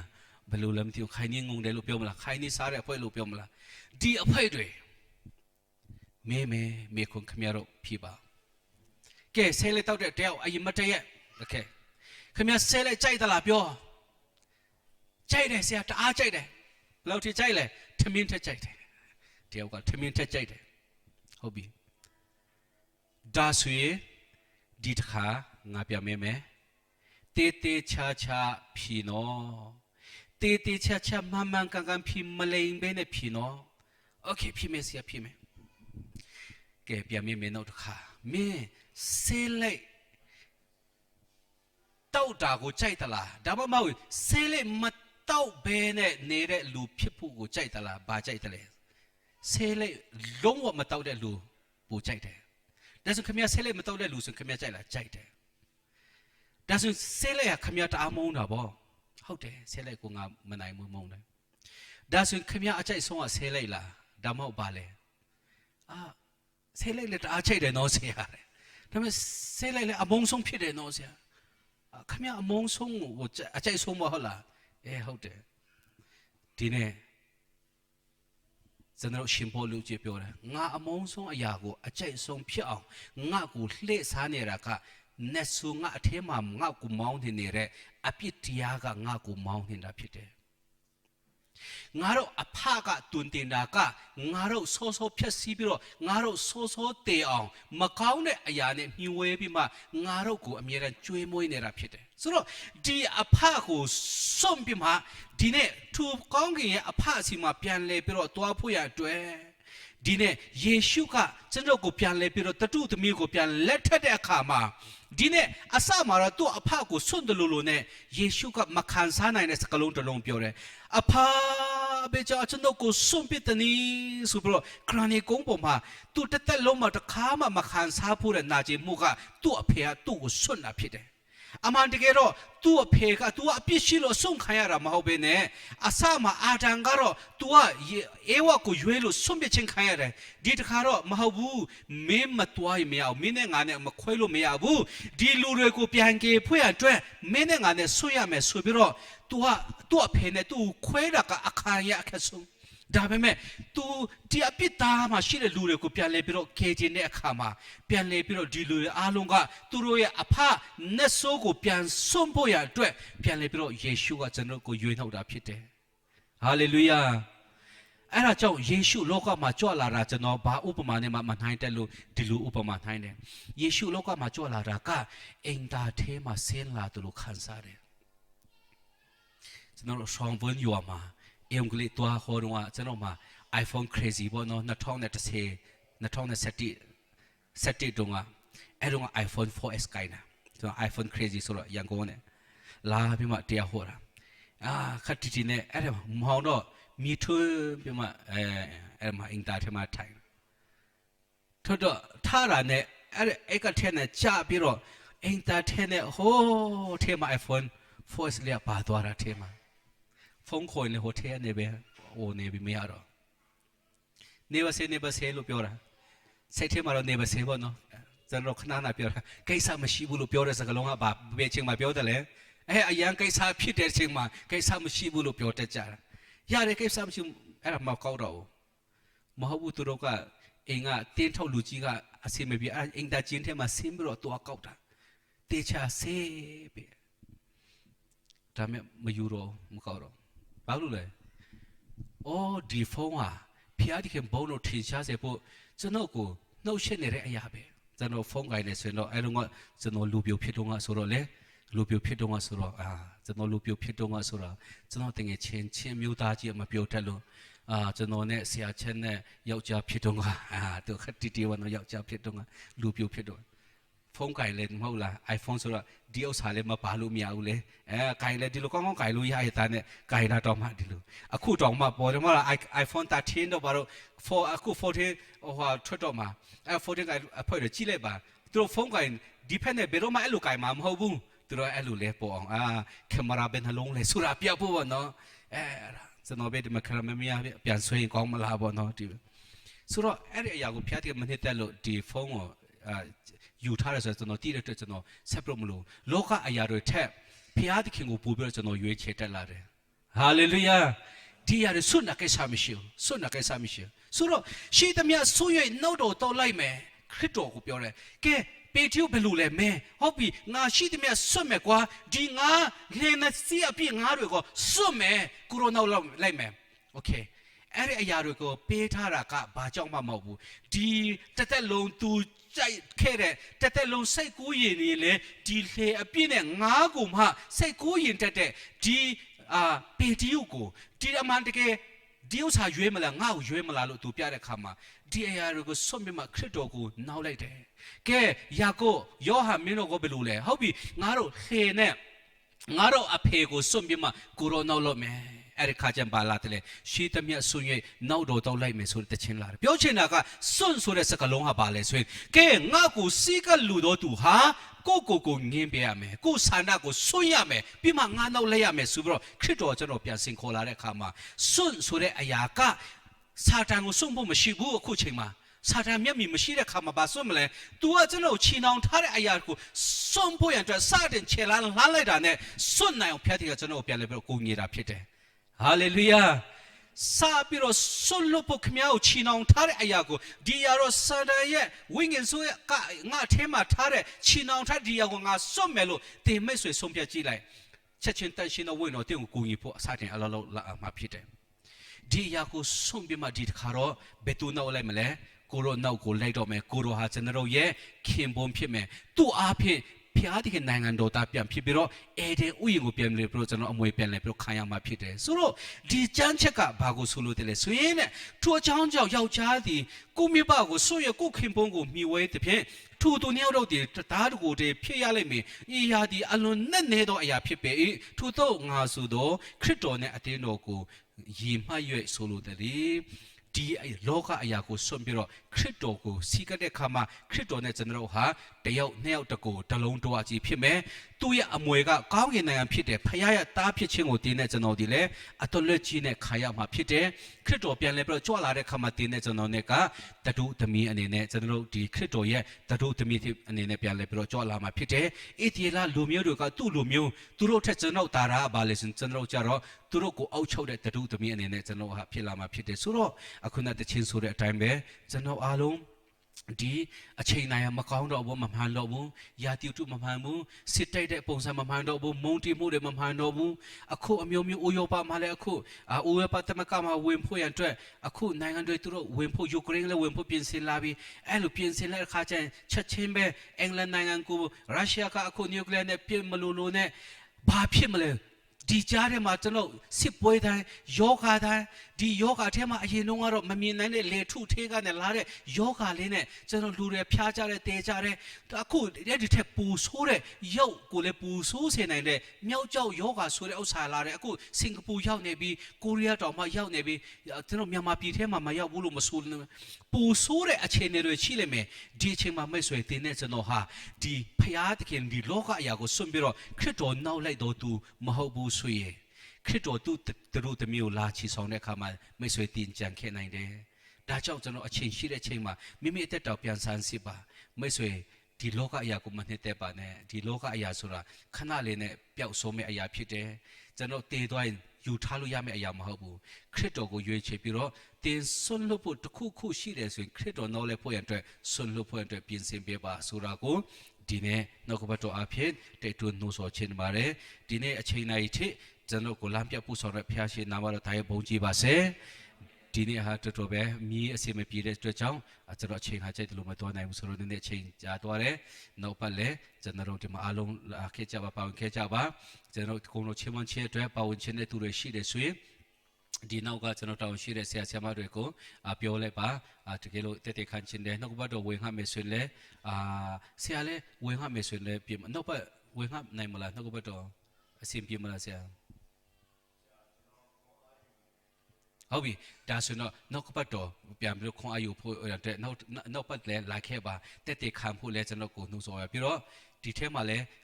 တရားဟောခြင်းနဲ့သူရှိလဲအလာခဲ့ပါကဘာလဲဒီနေ့လာနိုင်လားကျေးဇူးတင်တယ်မနေ့အိမ်တစ်တက်ပွဲမလာနိုင်ဘူးခွန်းလွတ်ပါမနေ့ကဒီမှာကျွန်တော်တို့ဖော်ကိုင်ဖက်တယောက်ဆုံးသွားလို့အဲ့ဒါသူ့ကိုတွားနှစ်သိမ့်တဲ့အခါမှာမလာဖြစ်တာဖြစ်တယ်ဆိုတော့ဒီနေ့လာပေးတဲ့အတွက်လည်းကျေးဇူးတင်တယ်ဒီနေ့လူတစ်လေးတွေလည်းလာတာကျေးဇူးတင်ဒီနေ့တက်တက်ခံတဲ့ကျွန်တော်ညီကိုလည်းတကယ်ပဲကျေးဇူးတင်တယ်အရင်တော့လာတာတွေ့တယ်ဒီနေ့သူနှိုးဆိုတာအင်မတန်မှအတိတ်ပဲရှိတယ်မိတ်ဆွေတင်တဲ့ကျွန်တော်ဟာခရိယံဖြစ်တာကထိုင်ကုန်တစ်လုံးမှာထိုင်ဖို့မဟုတ်ဘူးကိုခရစ်တော်မသိတဲ့လူတစ်ယောက်နှစ်ယောက်သုံးယောက်ကိုကျွန်တော်အိမ်ကလေးဝင်ခါဖို့ဖြစ်တယ်တင်ကမဝင်ခါဘယ်သူမှဝင်ခါမှာမဟုတ်ဘူးဒါကြောင့်ဒီနေ့သူတက်တက်ခံတာလေအင်မတန်မှခွန်အားရတယ်ဆိုတာကိုပြောချင်တယ်ကိုထုံးဆိုးတော်မိသားစုလည်းအဆုံဆုံလင်းလင်းနဲ့လာနိုင်တဲ့အတွက်တကယ်ကျေးဇူးတင်တယ်ဆိုတော့နောက်ဆုံးအပိုက်မှာကျွန်တော်တို့နှစ်ချိုင်းရတိုးဆိုတဲ့တခြင်းကိုပြန်လဲပြီးတော့အတူတူကတည်ဆိုပြီးတော့ကျွန်တော်တို့အဆုံးသက်ဆူတောင်းကြအောင်ကျွန်တော်ဒီ music keyboard player နဲ့ပဲ keyboard နဲ့ program နဲ့ပဲတီးပေးလိုက်ပါပြီးမှအလုံးမတက်ပြီးတော့ကျွန်တော်တို့ဒီတခြင်းကိုတို့အတည်ဆိုမယ်ပြီးတဲ့ခါကျရင်ကျွန်တော်တို့ဆ iam မေရီအဆုံးသက်ဆူတောင်းချအဖြစ်ဒီနေ့စီဝဲကိုကျွန်တော်ရောက်တင်ကြမှာဖြစ်တယ်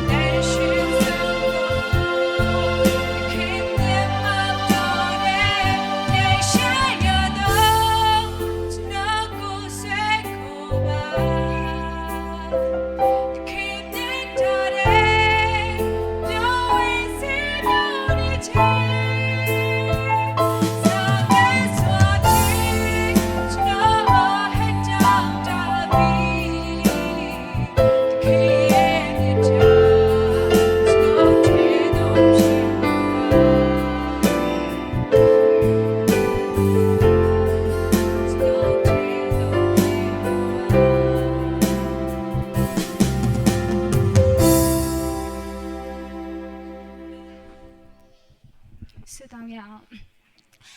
အနန္တမြတ်တာနဲ့ပြည့်စုံတော်မူသောကျွန်ုပ်တို့ရဲ့ဖဖျားကိုရောဖျားရဲ့ကျေးဇူးတော်ကိုချီးမွမ်းတယ်ကိုရောဖျားပြင်ဆင်ပေးတဲ့အချိန်တိုင်းထဲမှာကိုရောဖျားကိုဝပြုတ်ကိုရတော့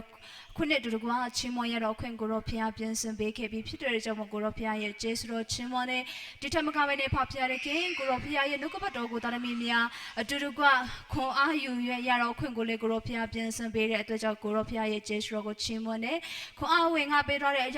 ဆရာရဲ့တက်တော်ဘုံ၌ကိုရောဖျားသားရွယ်တုံးပြတော်မူပါဒါရွေနည်းနည်းတော့နှုတ်ကပတ်တရားတော်ကိုဒါရွေနည်းနည်းစွာဖွင့်ပြပြီးဒီနေ့ဒါရွေကိုရောဖျားရဲ့အမှုတော်ထဲမှာခြေပြန့်စွာနဲ့ဒုတော်ခံတဲ့အစီခံကောင်းဖြစ်စေဖို့လုံငါလေးကိုရောဖျားမဆကောင်းကြည့်ပေးပါဒီထက်မကပဲနေဖဖျားခင်အိန္ဒိယမိုင်းလာရောက်ကြတဲ့အရောက်ချင်းဆရာရဲ့တက်တာတိတိကိုလေကိုရောဖျားပြုပြင်တော်မူပါဒီနေ့အိန္ဒိယထဲမှာပဲကိုရောဖျားရဲ့တက်တွေကိုထူကြတဲ့ယုံကြည်သူများမဖြစ်ပဲဒီနေ့အပြင်လောကထဲမှာလည်းအသက်ရှင်တဲ့အခါတိုင်းထဲမှာကိုရောဖျားရဲ့တက်တေကောင်းကိုထူနိုင်တဲ့တာသမီများဘုံတက်တေကောင်းကိုပြသနိုင်တဲ့တာသမီများဖြစ်စေဖို့လုံငါလေးကိုရောဖျားမဆပါဖဖျားခင်ယေရှုတင်နဲ့ဆက်လက်တက်တာထဲမှာလေးကိုရောဖျားတာသမီများနဲ့အတူပါရှိပါမိအကြောင်းယေရှုအပေါင်းကိုရည်သွဲချီးမွမ်းရင်အမြတ်တော်ကိုဆုကိုတောင်းလျှောက်တဲ့အခါမှာတပါးလေးတော့ကေတင်ပါရှင်ယေရှုနာမနဲ့ဆုတောင်းကြဖဖျားခင်အာမင်